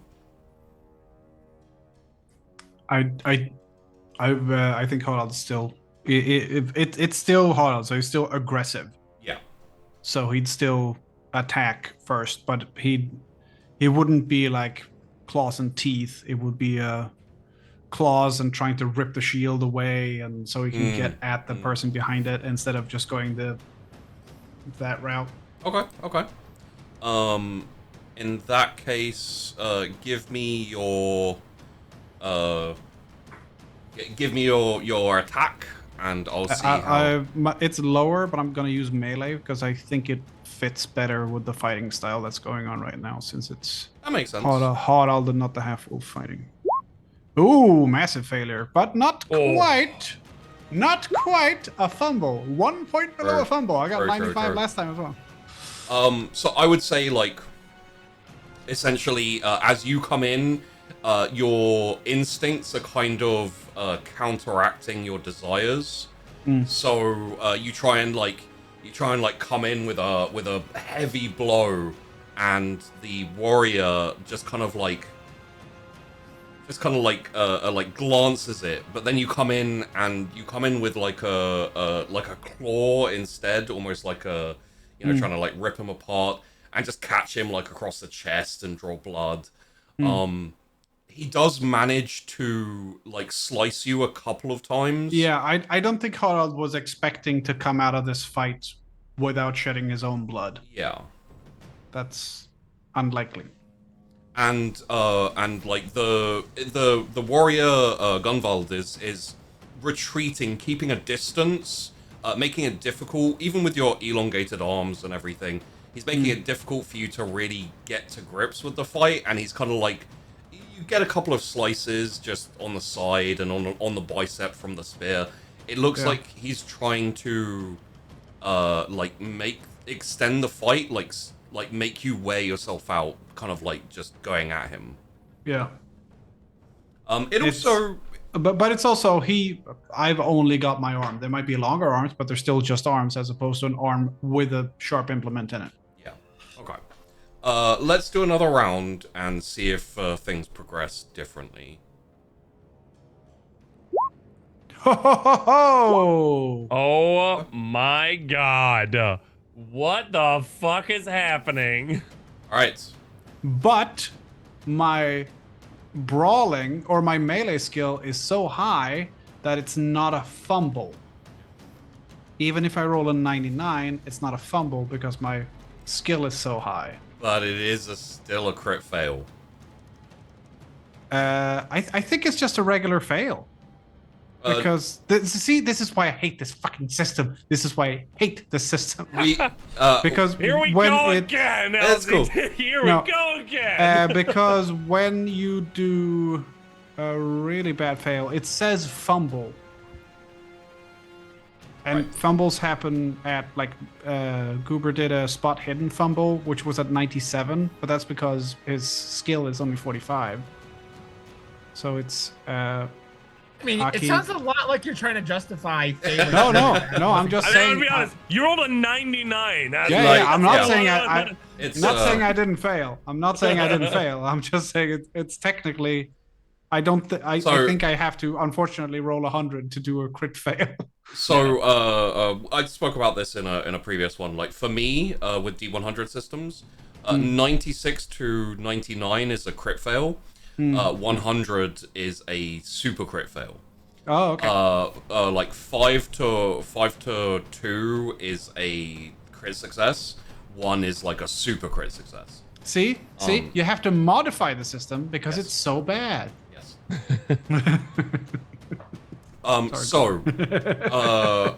Essentially, the progression of the fight is such that every time that you make a move, the bestial instinct that you have in this fight is getting in the way, and it means that you are A, predictable, and B, you get the impression that because you are a fairly renowned warrior, like this Viking and probably other Viking warriors have an idea of how you fight when you are Beserkr. And so every time, like, he's being conservative, he is keeping a distance, and he is harassing you. So after a few minutes, and you do get, pardon me, you do get a few like rakes in. Like he does take a few wounds. Nothing past superficial, but still, you are bleeding quite heavily from your chest, from your biceps, even a couple of cuts across your face, and you can feel that the start of fatigue setting in. The more you insist on meeting this fellow Viking as like a warrior, the more drained you're becoming. That's what I was thinking as well. I think he's gonna get to a point where he can't win this way, so he'll revert to the wolf. And you're down, like you and him are down to revert.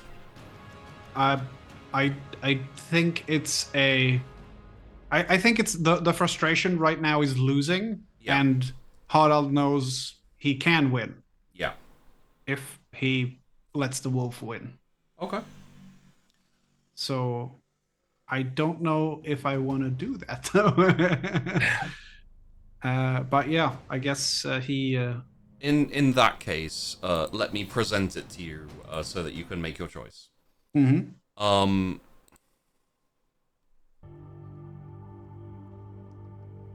While you are still fighting, while your body is still being sliced and bleeding and pierced, your mind is taken away for a moment. And it's taken back to that red moon on a pile of bones and skulls, with the being in the deer helmet, kind of like essentially knelt near. So it's not Eskil now. It's actually the true form of the Eskil simulacrum. Okay. It is the true form. And he's knelt down in front of you as you like reside, still bloody, still, you know, like wounded and everything. And you feel the forest all around you. Like, you can't see it, but you can feel it. The forest, the sea, the mountains, the marshes, they are all like one entity at this point. Through multiple sacrifices, through multiple essentially feeding of this entity, there are now domains in this area. There's the domain of the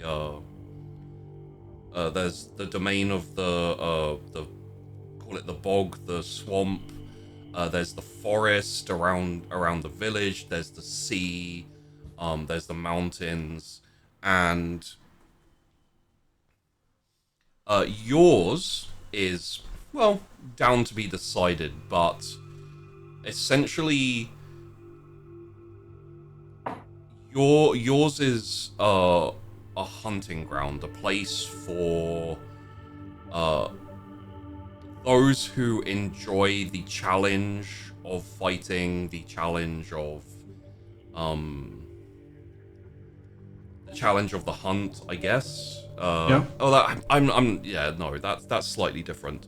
Those who enjoy the challenge of facing off one-on-one, or of taking down challenging opponents in a fight. Gladiatorial arena. Yeah, that kind of kind of vibe. And also reveling in blood and violence, and just kind of losing yourself to the moon. And as you are feeling all of this, and I will say as well, you do feel the presence of a few other entities, a few other beings. Ooh. Do I recognize any of them? Like, what kind of things they are? Are they like ferrets, or are they magic bear people, or so French maybe? Not exactly. I would say the best I can give you currently, because like you're not completely connected yet. No. The best I can give you is one is cunning. Okay. One is lethargic, and there's another one that just like is best way to describe it is ethereal. Like every time you try and get a sense of it, it just kind of like slips away like smoke. Hmm.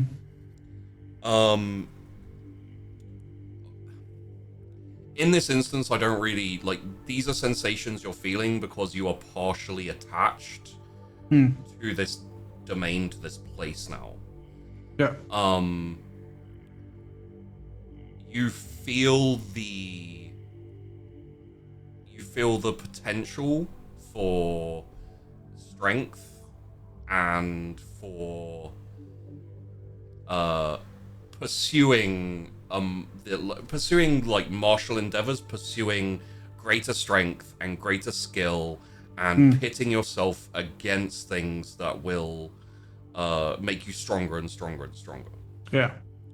And the last thing you need to do is to give up that sense of martial pride of being a warrior and give in to the more bestial, the more the side that doesn't think.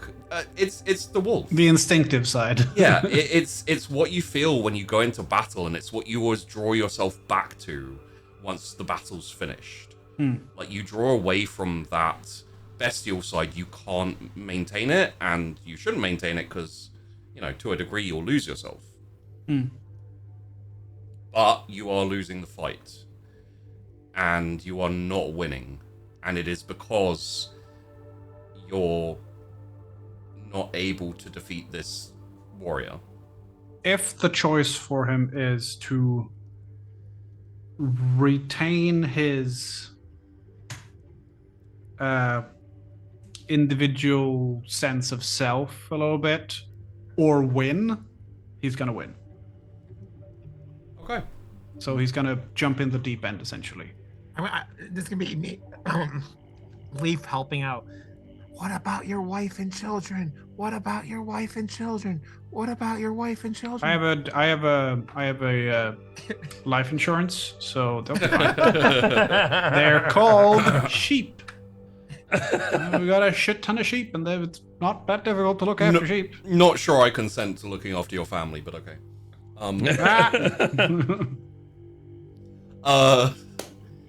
I guess as the GM, I can just say that they have money and they'll be fine.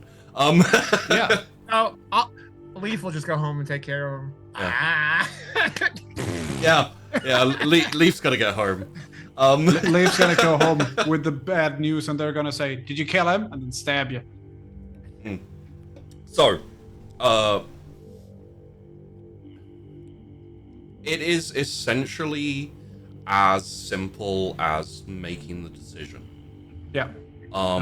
If the decision is maintain self-awareness or win, he's gonna win. The being in front of you is it doesn't really have a name, not for itself at least. It's been called a few different things over the course of its existence. Yeah, the kneeling thing. Yeah. It essentially the best way to describe it is almost like a servant, almost like a being looking for someone to serve a master worthy of, you know, like. And it steps up and moves back slightly as the bones, the skulls around you start to shake, and a small mound of dirt with a like pewter clay cup rises up through the bones. Inside of it is just blood.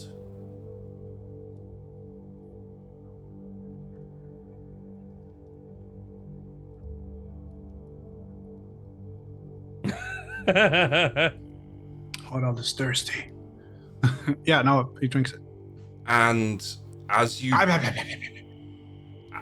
drink it, you come back to yourself, with your large claws around the neck of this Viking warrior who was besting you. And, Sorry, Gunvald. I'm the champion of this tale. And you kind of like open your jaws a lot wider than you thought you could, like the teeth a lot longer than you remember, and just chomp down on his neck and just like rip out his windpipe and throw him, and he goes flying and like ragdolls against the tree and just like slumps down, you know, like blood spurting, etc. And you kind of like pace forwards towards him, and as you like crouch down towards him, and we hear the sounds of squelching and bone snapping and crunching, etc. The camera like flies up towards the sky, where the moon is fully red and is like beaming down this kind of like red film over everything. If you could, I would like you please to add 15 to your strength, 10 to your dexterity, and 20 to your constitution. What the fuck? 15 to your strength, 10 to dexterity, and how much to constitution? 20 to constitution. Ooh. And Okay. How many are we taking away from his intelligence? Intelligence can stay where it is. I just want you Unless guys it's to really know that my dexterity is 55 now. My strength is 95. Oh my god! And my constitution is 90. No. He's a big hardy fucker. But he's only got 30 appearance, so he's not going to blend into the crowd. Exactly. Oh my god. I think his intelligence needs to go down. I think he has a sort of a primal bestial intelligence. He can't do arithmetic, but he couldn't do that before either. So you are now the incarnation of one of the unnamed gods of a far eastern land. Fucking dandy! What the fuck? No! Your purpose is to essentially to go out and to not really visit retribution, but to find those who revel in blood and war and death, and to conquer them. Yeah. So, essentially, your domain is the mountains. Cool. Around here, at least. There are a few other entities. There is the Lord of Death. There is the Lord of the Hunt. And there is the other more ghostly entity, which you still don't have much of a feeling on. What was I? Was I the Hunt? Was that me? No, you are Blood. Oh, okay. I have to ask. How about Blood Hunt? What are the English mountains? Oh, sorry, hills, and yeah. There are mountains in, but there's not many, and yeah. I was gonna say I live in Colorado. Live on the top of Ben Nevis and never be able to fucking leave. Not comparable, definitely. Yeah, move to Scotland just so you can stay in the Highlands because you can't go anywhere else. So. And it's easier to blend in up there. Essentially, it is down to you how you reward people for your sacrifices. Generally speaking, anything appropriate, a kill, you know, like, yes, human sacrifice absolutely works, but so does, you know, if someone like butchers a pig and gathers the blood, leaves it out on your shrine, you can partake. It infuses you, and you can continue to exist here. I think of it as Nosferatu in Vampire, they feed on rats because it still sustains them. Yeah. Not the best stuff, but it sustains them. So you're saying throwing a head and a body over a fence might just feed Harold? I can tell you that Harold does not go off and grab that body. Damn it. Damn it. That was gonna be my suggestion as well. But essentially, you can visit upon the people boons. So in the hills, there are veins of ores that can be gifted, precious metals, and then even sometimes, just scaring out some deer or wild boar just to feed the hungry. Even I will say, your existence is not definitively evil. It is. I was gonna say that doesn't sound.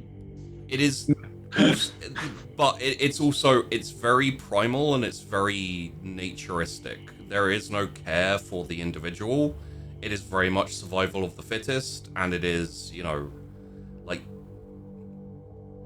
yeah, it's so like I'm sure there are.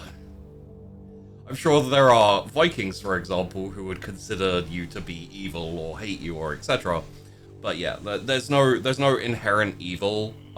There is purpose, and you have your purpose. Yeah, but also I wouldn't be surprised if there are some Ulfhednar Vikings who would kind of be into that. Yes. Yeah.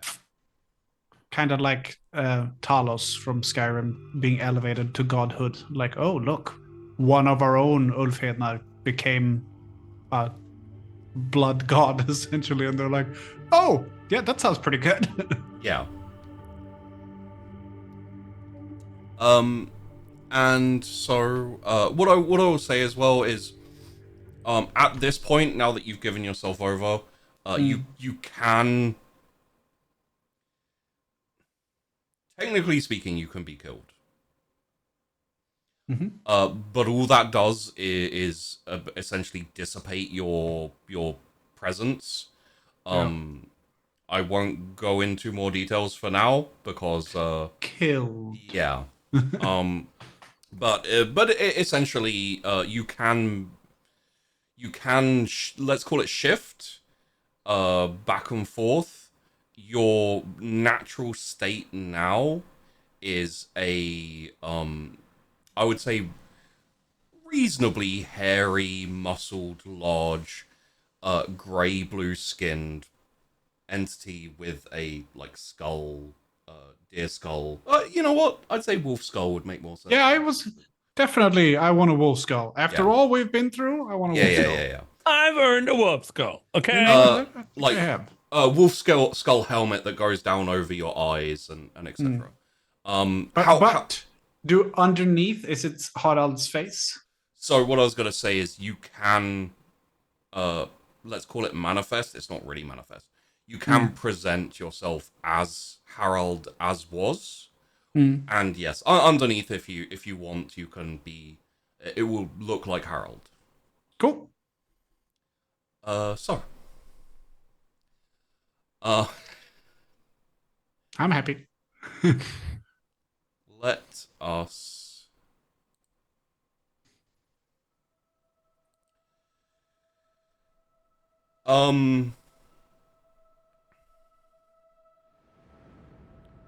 In a part of the night where you have seeded over your watch and you have gone to bed to sleep, you find yourself in the forest, Sven. Wait, I find myself in the forest? Yes. The trees are dead. The moon is with a green tint. Oh.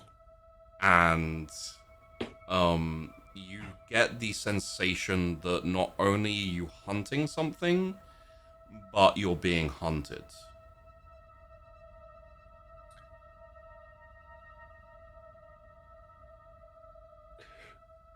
Do I realize that this is a dream?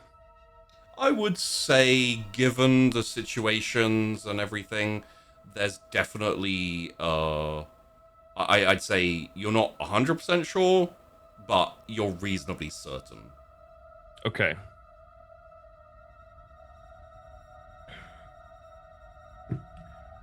Sven's like mental state of just like, what? What do you want? What the fuck do you want? What are you trying to tell me? What do you want from me? You want my soul? Well, fucking come get it. All right? I'm here to kill you just as much as you are here to kill me. What do you want? And it's just like circling around like, what do you want? Staring at the moon, you know. You hear like leaves crunching underfoot, like from a position just kind of to the right of you, as a figure in shadow just walks out from behind a tree into the green light, and Vigdis says, Sven. Vigdis? Oh, okay. Says, Sven. Fancy meeting you here. What do you want, Vigdis? I cut your fucking head off. You did. Although you cut your friend's head off. I am not her. Okay, then who are you? I am me.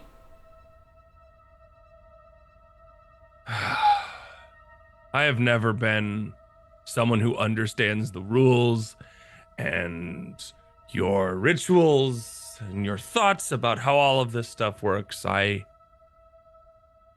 believe in the gods and that there are the right ones and the wrong ones. And in this case, I have a good intuition that you're probably the wrong ones.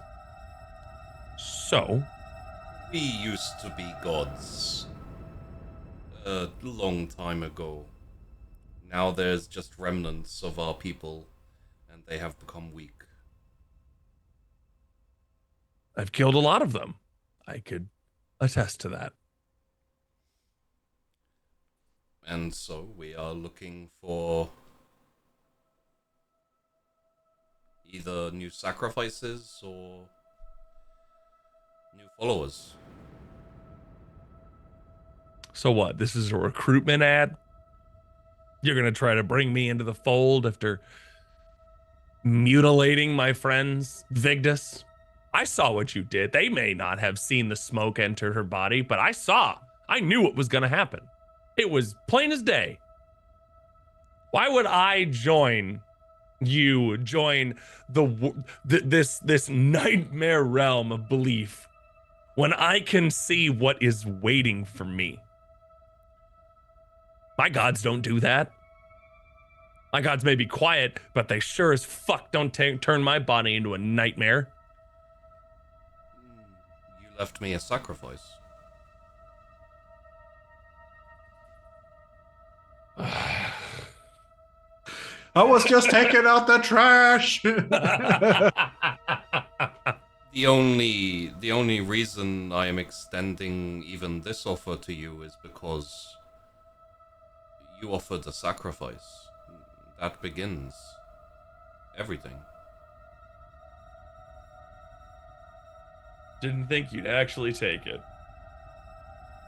We take a sacrifice when it is offered. It is part of what we are.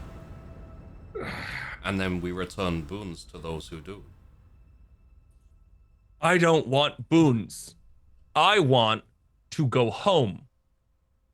That can be my boon. You want a sacrifice? I'll kill 10 more of them and bring them to you. I want to go home. I don't want this.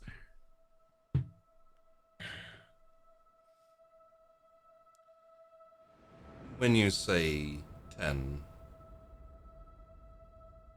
who are you offering me? The townsfolk. Why would I? Of course. They're there. I have no allegiance to them. We're just being nice and letting them live before we were supposed to leave. But I'll kill all of them if I have to. I don't care about them. I agree to your offering of 10. But the townsfolk are already ours. Offer me something I do not have.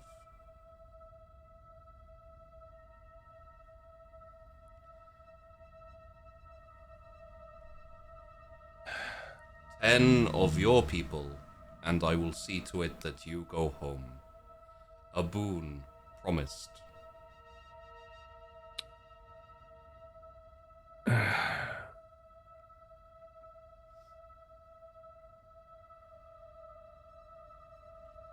Before I answer that, tell me something. Where's Harald? Is there another of you talking to him right now? He's been gone. And is the fiercest one. And he watched his brother being ripped apart by something that I could only assume is in the neighborhood of what you are. Where is he? He was in the forest. In my forest.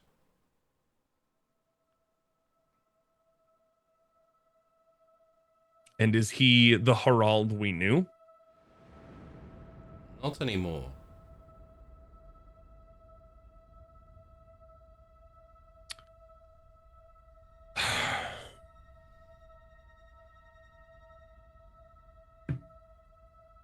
Well, I'm not going to betray my men. I'm not going to betray the ones that I do care about. I can't do that. Because if I were to, and you were to get your sacrifices, I wouldn't have my way. I wouldn't be able to live the rest of my life and stay sane. It wouldn't be worth it because I do care about them. It would be a lose-lose. So regardless of the fact that I want to go home,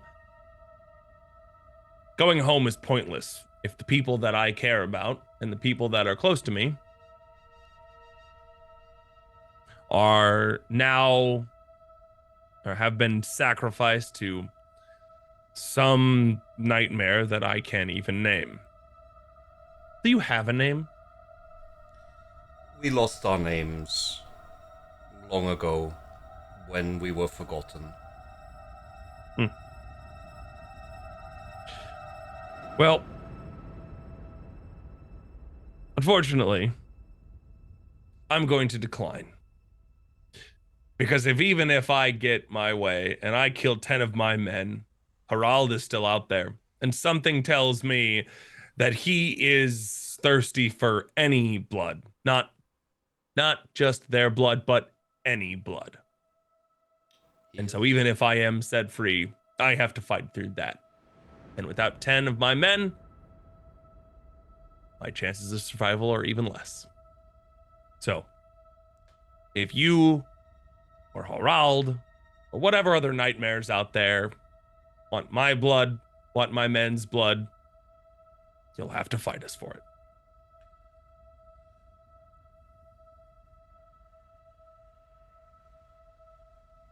How many of your men are left? I killed this one.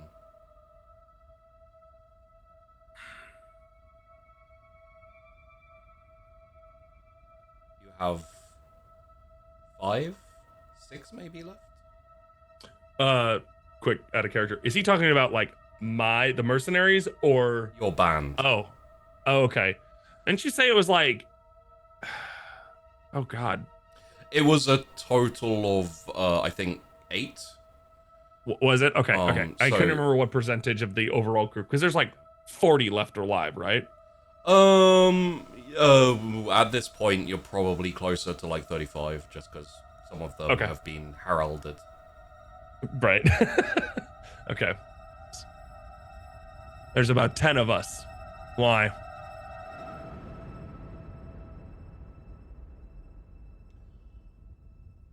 Given that you have already given me a sacrifice, and you have started a boon, I can give you passage to the shore or through the forest to the south. For you and those closest to you, in exchange for all of the rest.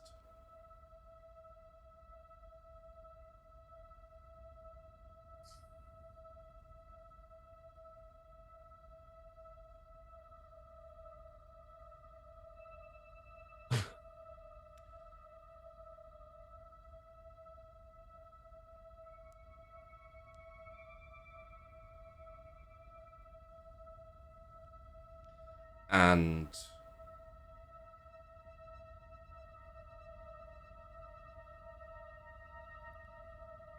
if you would like, I can offer you a place in the hunt. I don't want anything to do with you. But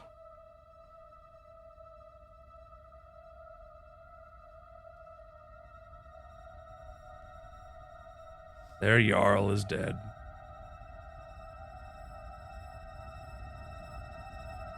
They're stranded here.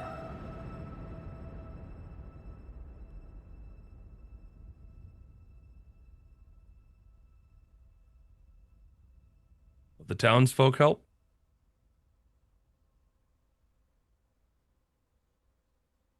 No.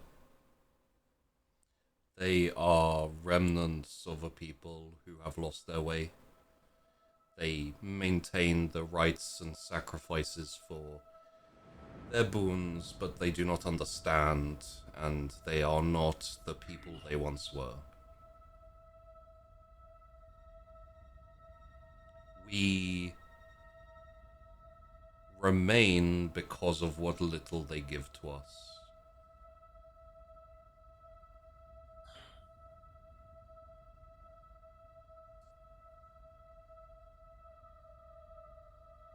I need boats. Getting to the shore is pointless if I can't get home. If you give me passage and boats or something to get me home,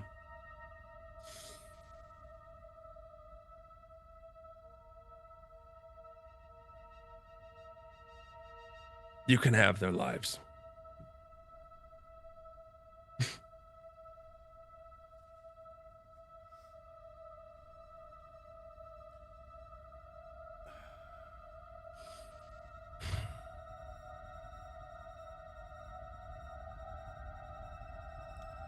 The forest is my domain.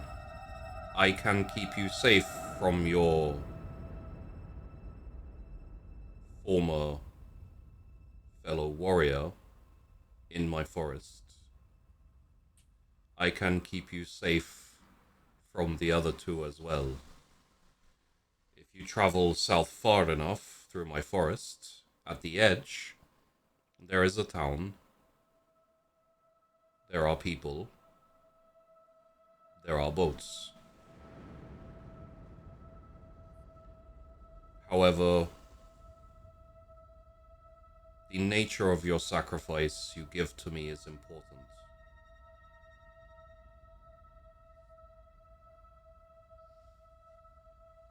For their lives, I am willing to let you pass through my domain unmolested. But that is all.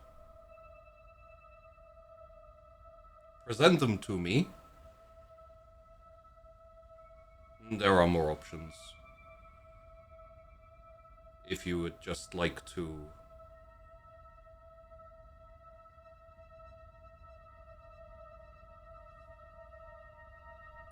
If you would just like to wash your hands of them, send them to the west, through the swamp. I will give them safe passage through the forest. After that, they will not get much further. And this would guarantee to us safe passage, or that's just to get rid of them? You would get safe passage.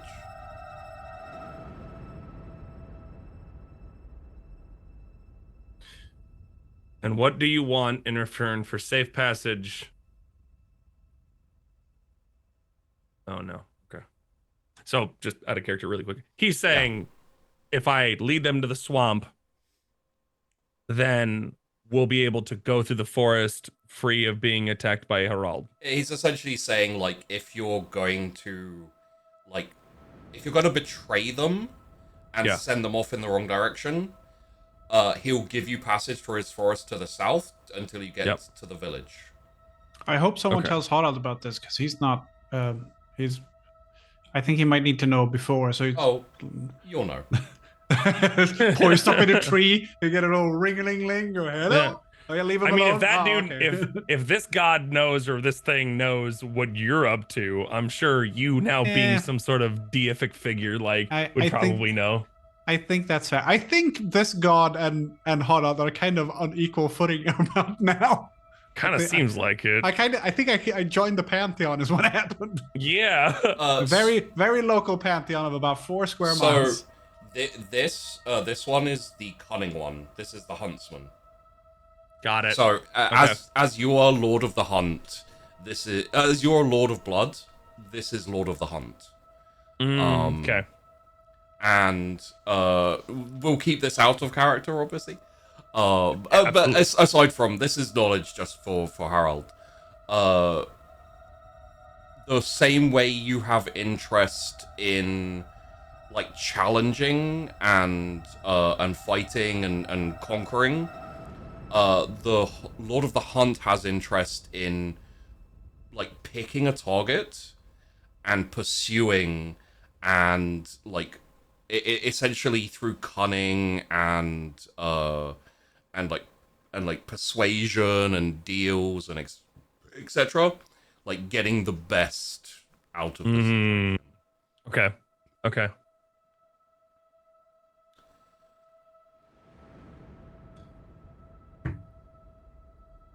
Gotcha. Fine. The swamp. I'll try. But I think I can get them to the swamp.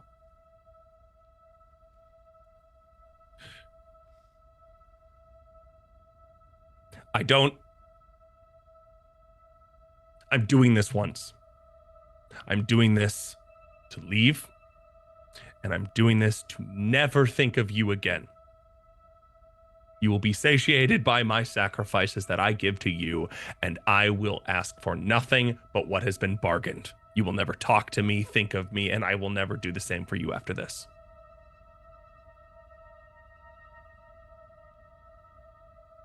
So we have an agreement. Bargain.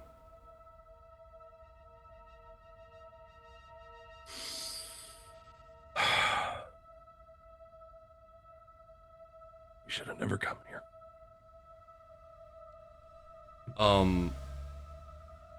As Vigdis turns without any more words or anything, just turns and like walks away off towards the off into the forest of the Green Moon. Her body like shifts and elongates, and it turns into that figure of like the one you've seen a few times before, like just fully like black, jet black like body with the skull and with the entrails hanging off it and everything. And when you wake up, you have the best way I can say it is the knowledge. You have knowledge you did not have before. If you ever have the desire, you know that you can call upon the Lord of the Hunt by crafting a shrine of essentially it is a mound of animal dung, like wild animal dung, with meat placed in like anything made of bone. You can sacrifice via that and call upon a boon from the Lord of the Hunt. Okay. Like it's not a compulsion or anything. It's just you've made a deal, and I know the terms. like and I know the knowledge is now, you know, so it's almost like it's something you learned and you just can't get rid of. Okay. Okay. But you wake as the sun is starting to rise, and and everything, and that is for everyone essentially. Leaf, you don't have any dreams. You get through the night. You do your shift on the wall. Nothing happens for you. Even though the body was like helped murdered because he didn't make the offer, right? He didn't make the offer like Sven did, which was what I was figuring. I mean, yeah, honestly, like Sven's offering was kind of accidental. He just kind of he said, "Come and get it." Like, he was literally like offering. There was no like ritual. It's just like no, fuck no. you. Yeah, like, but it just so happened to hit the right. Like, he could have said, "Come and get it," and then just left the body. If the body was somewhere where it couldn't be retrieved, then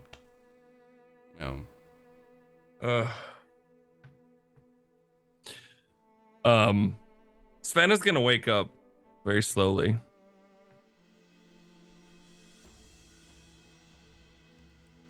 And he's gonna wake Aki up quietly. Oh, there's a fish. Salted fish. And then, as soon as he starts talking, Sven just puts his hand over his mouth. Goes, shut the fuck up. Shut up. Shh. Shh, shh, shh. Wake up. Be quiet. He, like, nods. Is there another attack? No. Come with me. I have something to discuss with you. We're safe, but just come with me and be quiet. Okay. And he, like, gets up, gets dressed, and... This is, like, first light, like, just, we're going. And, like, trying to move quickly and quietly before anybody else is kind of up and moving. Can I roll to see if Leaf would have noticed these two wandering off? I would say unless they're leaving the village, it's not something that you would make note of. Are you leaving the village, Sven? Yeah. Oh, okay. In that case, I would say, as opposed to your role, it would make more sense for Aki. I'm so sorry. It would make more sense for Aki and Sven to roll. Okay. Oh god. Yeah, apologies. Fucking Aki having to roll. Okay. So let's go with the stealth. I'm not sure what your stealth is. I only have it set as a 20, and I'm guessing that it means I haven't adjusted it. Yes, in which case we'll adjust it now. So I would say anywhere from 40 to about 60 would make sense, depending on, just purely because you guys do a lot of hunting, you do a lot of wilderness. Yeah, I'll say 55. Okay, what a coincidence. That's what Aki's is too. Oh great. So let's see how we do. I mean, it's like, oh, okay. Why? I haven't rolled a single success today. But you don't deserve to. Jesus So fuck. what I'm gonna say is as you're walking, you're kind of staying quiet and no one's really aware of you or anything like that. And as you're walking past the town hall, suddenly there's like boom, boom, boom, boom, and there's like shouting in a language you don't understand, and like etc., etc. And a few of the already awoken Vikings like turn around and notice you, and then a few come running out, probably including Leaf. You can still like leave the village and everything, but people have noticed you, and the villagers have essentially like ruined your stealthy getaway. And Sven just kind of goes, and then like if there's like a window or an opening like on the, is there a window opening on the town hall like you can see into? Yeah. He just kind of looks at there and he just goes like that and just like shut the fuck up, essentially, without saying the word shut up, just shut up, you know. Just I would say like you can probably like get a vibe for this, like the fact that you threatened but didn't go through with it because Leaf was the one who like killed the bear and everything. I think the townspeople probably got a bit of a vibe of like you were the most reasonable one to kind of appeal to, which is why they why they weren't completely terrified of you. Although when you do go "Rrr," like they do quieten down and kind of like retreat back. fair enough. I'm not your fucking friend.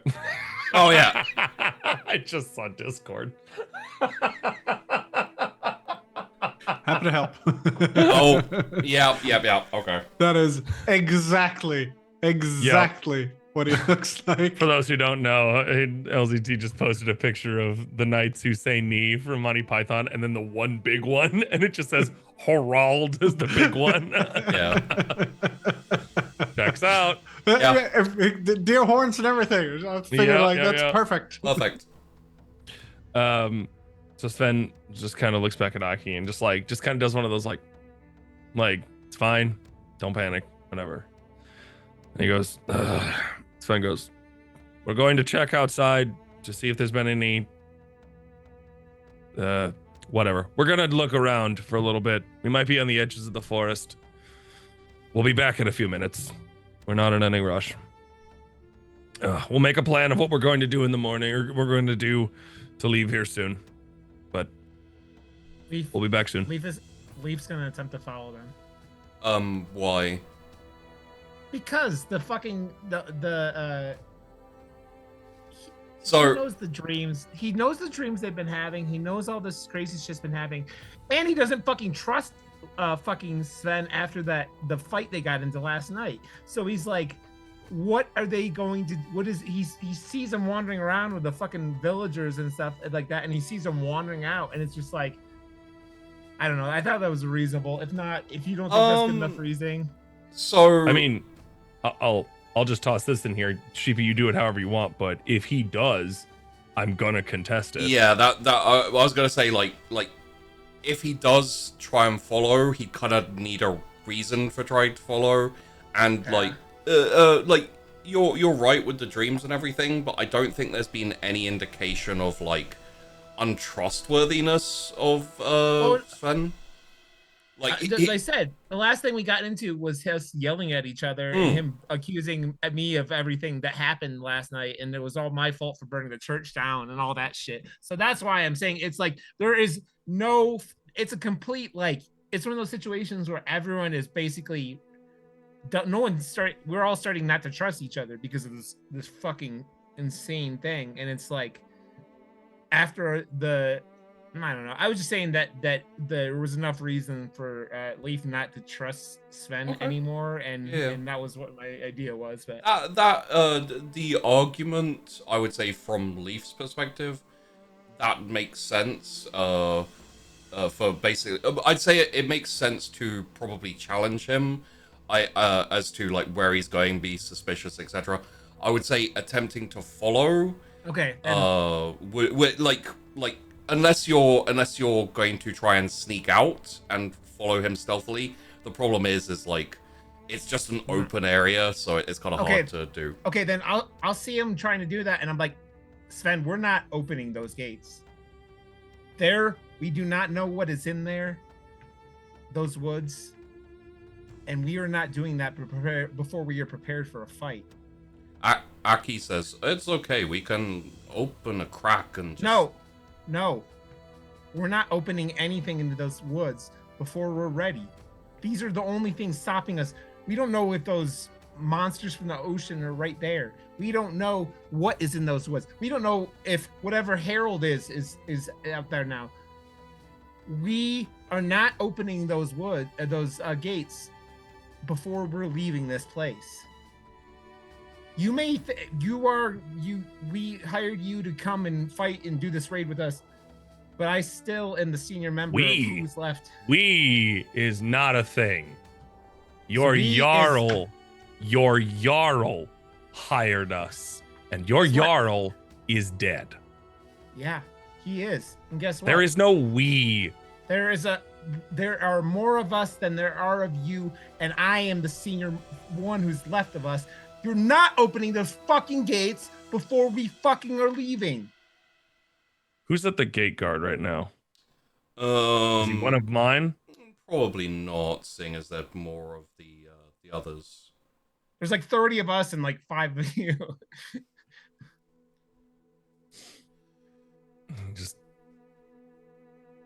So what are you gonna do? Let's You're going to kill us? Game. You're going to kill us when we try to leave? You try to leave, and we will. Yes. Is that what you're going to do? You're going to risk a fight where we kill each other for two of us to scout the surrounding areas, where you can see us from the walls. You can watch us as we walk around. You're going to risk fighting and losing men. Do you hear this? And he starts talking to his people. Do you hear this? Yes. Do you hear this? You're not going to endanger my people. We scout the areas, and he is willing to risk your lives to You're stop willing us to risk from our going lives. 100 You're feet willing away. to risk our lives for some insane scouting that we're not doing. You're not opening those woods and opening If to you what think knows opening the there. gates is risking your lives, you are more of a coward than I could have ever imagined. Coward? You heard me. I didn't stutter. And in front of all of your men, I've said it.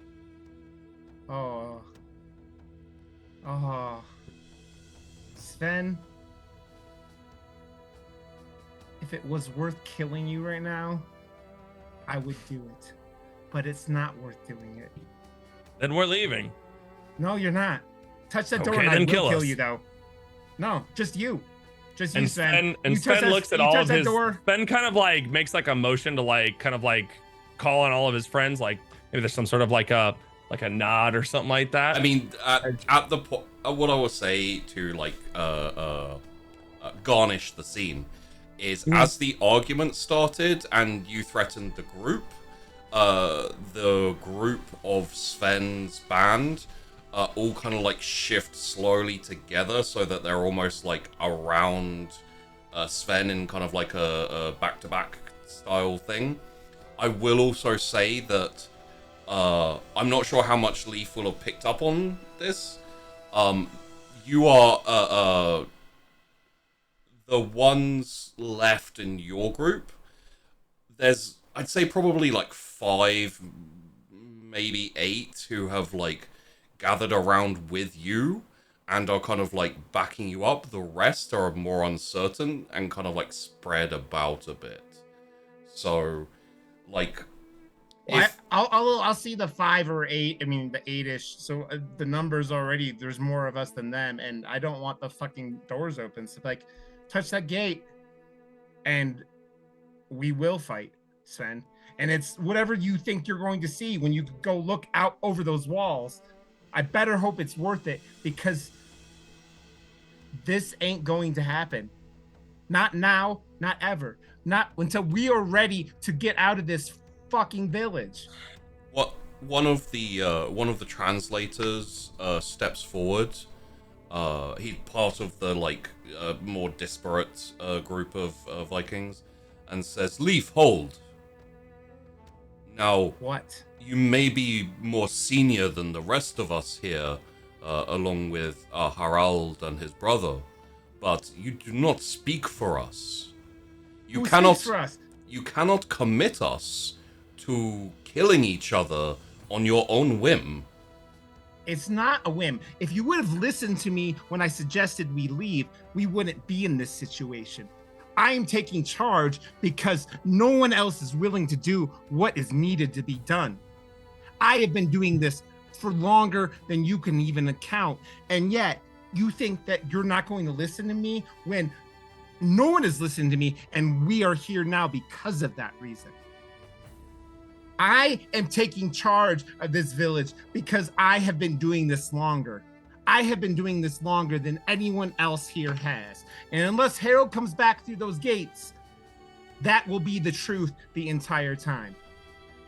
I am not suggesting that we sit here and murder these men for no reason, but I will honor and I will fight for us because when this man wants to endanger all of us for no reason other than what? What reason is there? He said he wants to scout the perimeter. He can scout that from the wall. And I said that. All I've said was that there was no reason to go into those woods when we don't know what is there. But at the same time, you're trying to order all of us, to commit all of us to a fight. I'm ordering that those who believe what I'm saying is right to help defend ourselves against this stupidity. Maybe one of these times, if you listen to me, everyone won't die. Maybe if you had listened to me before, we would have boats and we would be sailing home with our treasure and not waiting to die in this foreign hellhole. Sven walks over to the gate. Yeah. Looks Leaf dead in the eye. And there is the big, like, wooden thing, you know, I'm guessing that, like, the bar that, like, holds the gate, right? You know? Sven looks him dead in the eye and just puts a finger on it. Leaf takes out a knife and throws a throwing knife at it. Okay. At it or him? No, at the wood. Okay. So, okay. Please roll me your throw. Fumble, fumble, fumble, fumble, fumble, fumble, fumble. Ah, okay. Nice.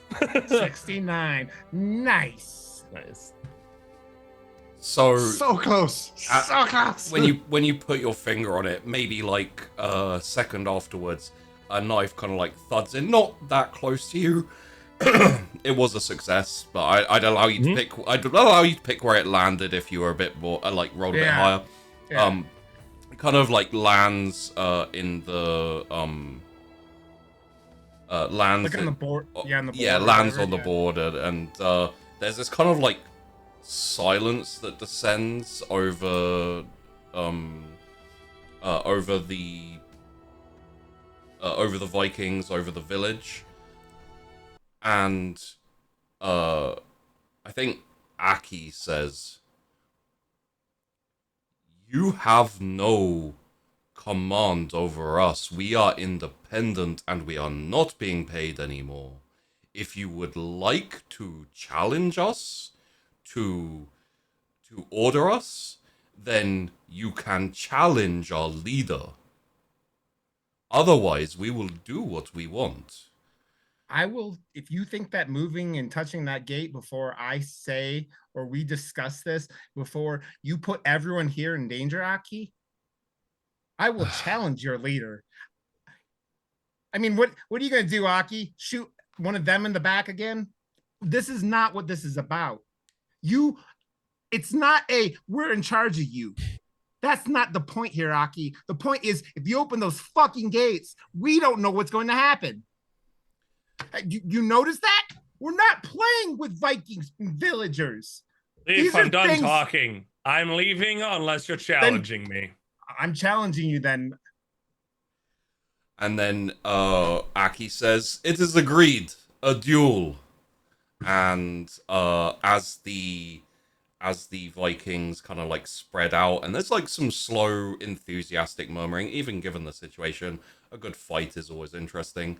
The camera pans back and fades as the two warriors face off against each other. Wow, that went in a whole different direction than I was expecting.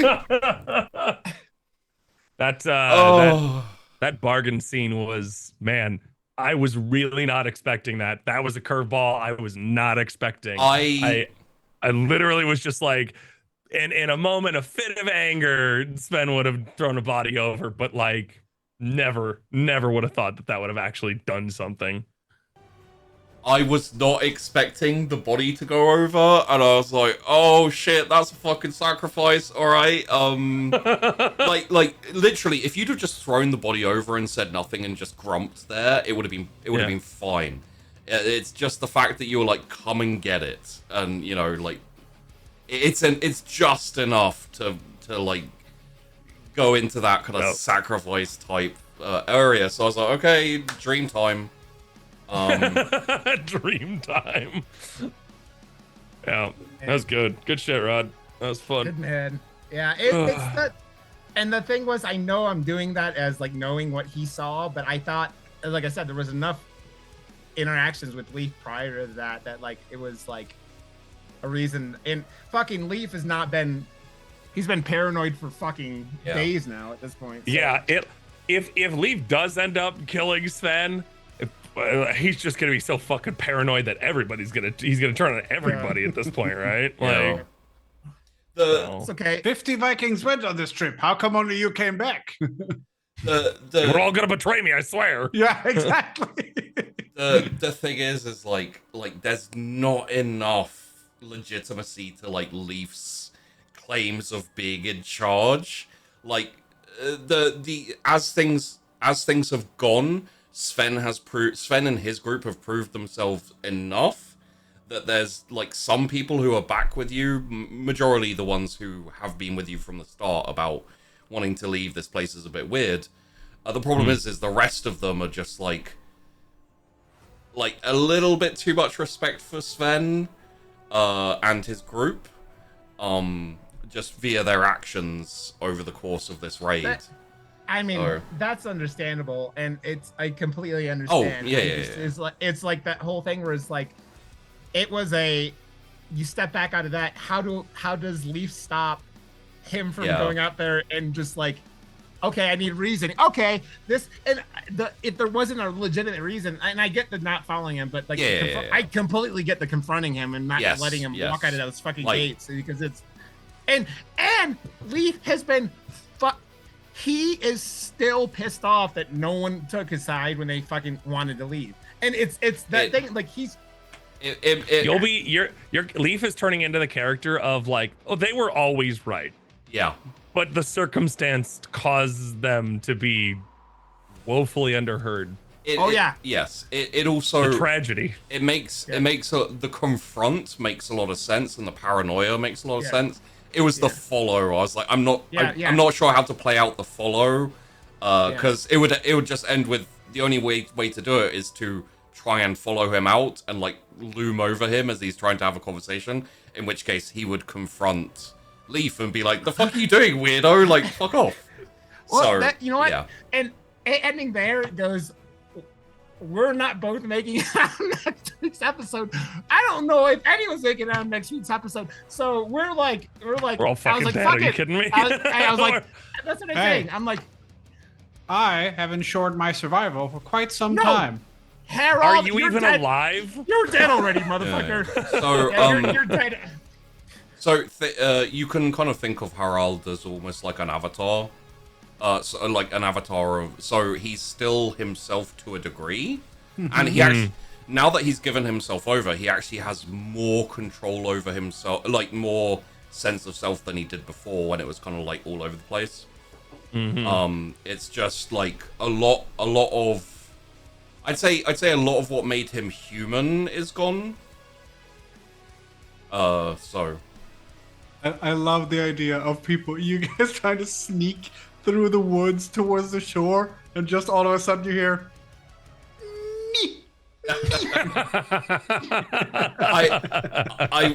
I will say I wouldn't advise going towards the shore. Like, I mean, kind of makes sense. I can see that. And you hear a slight whack thud, as if someone's trying to cut down a tree with a herring.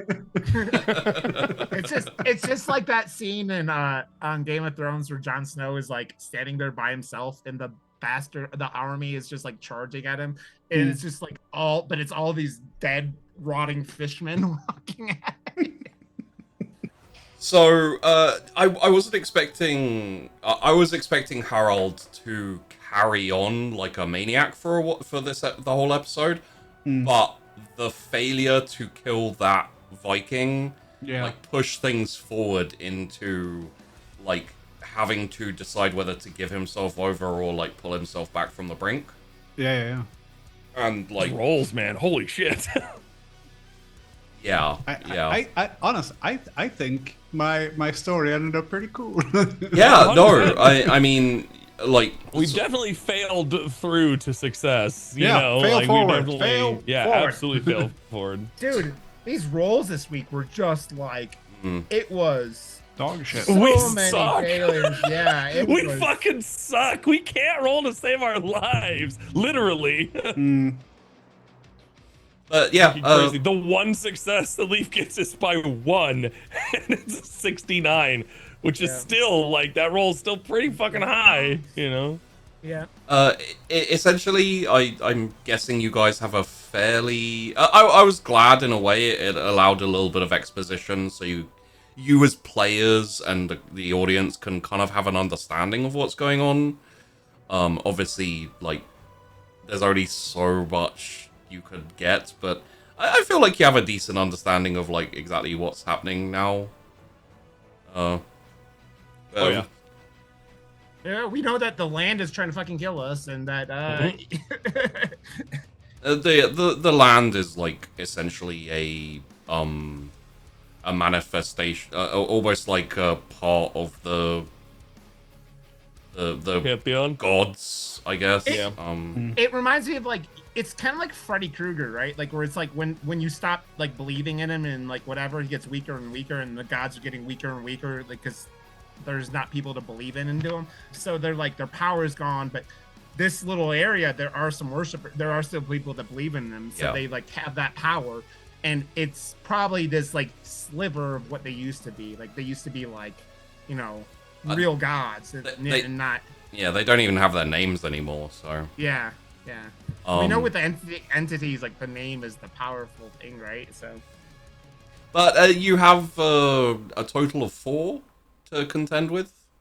You have the forest, you have the bog, the marshland, you got the sea, well, the shore, and the mountains or hills. And to be completely honest, I think that like in a situation like this, I mean, you have any like horror movie where you're in a like you say The Mist or something like that, where you're like confined and like surrounded, people are gonna go after each other. I think this is like pretty fucking accurate what would happen in a situation like this. Yeah. So Across all rolls today, ours and Cheapy's, the average is 60.6. Oh, yeah, a little high. It's a little bit high.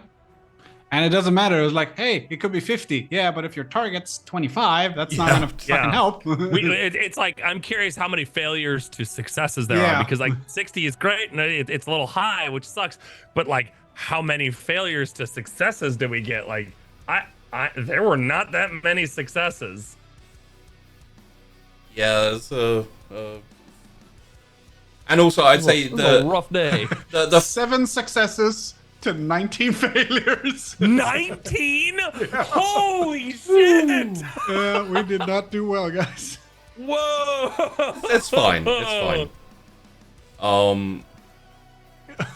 7. Unbelievable. Out of 26 rolls, we succeeded on 7. So what I'm assuming is going to happen next week is that Sven is going to kill me, and then they're going to kill Aki because he doesn't want the monsters that got Aki, and then someone's going to save him, just like the end of The Mist. Boiler's God! This bit down here that says Harald Ulfhedna is just going to say Harald, God of Blood. Next time. Totally not a corn bloodthirster. Yeah, exactly. And Raining Blood is going to be playing in the background. Oh, fuck yeah. Yeah. That's how you get rid of hippies, guys. It's Raining Blood. But yeah, I'll quickly. I don't think we have many super chats this week. We got a couple, both from Dan Man. Thank you very much, Dan Man. Dan Man, first one says, for legal reasons, I have not blessed the dice. I would say you didn't need to. Apparently, they still sucked. Welcome to England. The forecast is light rain and heavy haunting in all regions. On your left, you'll see Weatherspoons, and on your right, Greg's. For those who aren't familiar with England, Weatherspoons is a pub, and a Greg's is like a kind of pastry shop kind of thing. Yeah. Like- Weatherspoons, you go for the fight. Yeah. Because there's always a fight in Weatherspoons. Oh, always. And Oh, Greg's, it's one of you those go- kind of bars? Okay. Yeah. Whether, Then you go to Greg's and get something that should like. Oh, look, it's a croissant. Oh, is it really? Because if you serve this in France, someone will punch you in the face. I'd say Weatherspoons for the most part could be considered like the English equivalent of a dive bar, or like the closest we could get to one. And then like Greg's is like the I think it's fair to say probably like the McDonald's of like pastry shop. Yeah, no, that's fair. Krispy Kremes. Yeah. But also remember that Weatherspoons is not just a dive bar. It has the interior and exterior cleanliness of a Waffle House. Yeah. Oh. Well, you compare that to a Waffle House. Of course, there's fighting involved. Yeah. I looked at it, 7 successes for us, 2 by LCT, 1 by me. The other 4 were sheepy for our Yeah. NPCs. Wow. Oh, so I've been succeeding mostly. Okay. So yeah, there you go. That is Beserkr, and let's if you would like, feel free to throw in your thoughts as well with your outro. Just because we didn't super cover it, but let's hit the outros. So I think we'll start with our resident blood god.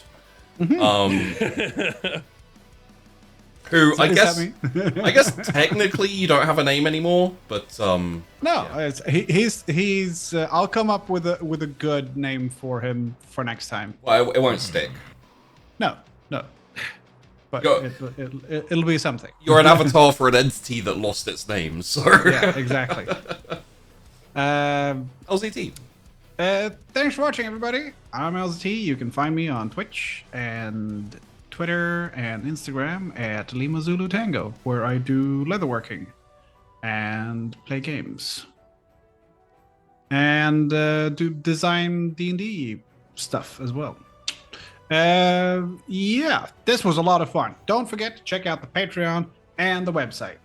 Oh yeah. I'm gonna hot potato it over to Goobers. Hi, Goobers515. I have Twitch everywhere, Twitter, all that good stuff. I just recently got a brand new massive monster computer in that this is one of the reasons I was late today, is I got this brand new computer set up and still getting everything figured out, but expect to see some new kinds of streams for me coming up soon. But tonight we've got a news show on my channel, and then the Rom Show's channel. I can't remember whose channel it's actually on tonight, but that's every Monday. And then I am in the midst of my Lies of P playthrough, which is just that game is fan-fucking-tastic. If you like Souls games, it holds up so well. But yeah, that's me. I'll hot potato it over to Rod, the guy that I am going to try to kill next episode. We're gonna give each other murder hugs. Yeah. I'm Rod_Johnson on Twitch and Twitter, and I have my book, the Death and Rebirth of the Human Heart. You can go out and find on Amazon, and they print it locally and send it everywhere. My podcast Murder Moose, and on my stream I've been playing Star Wars Jedi Survivor, whatever the fuck it is, the new one, and I lost to a frog for 5.5 hours on Saturday, Friday. So yeah, I decided to play on the hardest difficulty, and I'm suffering for it. So come hang out there if you would like. So What you've done is you've fucked around, and now you've found out. Yep. My buddy Dr. Claw had beaten the last one on Grandmaster, and so I knew if I didn't, I was going to get mocked, and so here we are. Yeah, but you do know that Claw also does the same thing over and over and over and over for 45 minutes before he passes something. So, love you, Dave, but that does happen. Yep, so that's it for me. Okay. And I am Sheepdog. This is The Wandering Inn. Go check out the Patreon, the website, Twitter, and Discord. We will be back next week for what I think feels like the finale. I'm not going to say for sure, because I could see it going longer, depending. There's aspects to it where I'm not 100% sure that Sven is going to follow through on the deal, and I'm not 100% sure that they're going to kill each other, so we'll have to see. But needless to say, this has multiple times gone in directions I 100% was sure it wasn't. So good job, everyone. Thank you so much for watching. Hope you've enjoyed, and we will see you next week for possibly the finale where everyone dies, or is the avatar of a god. See you later. Bye. Bye.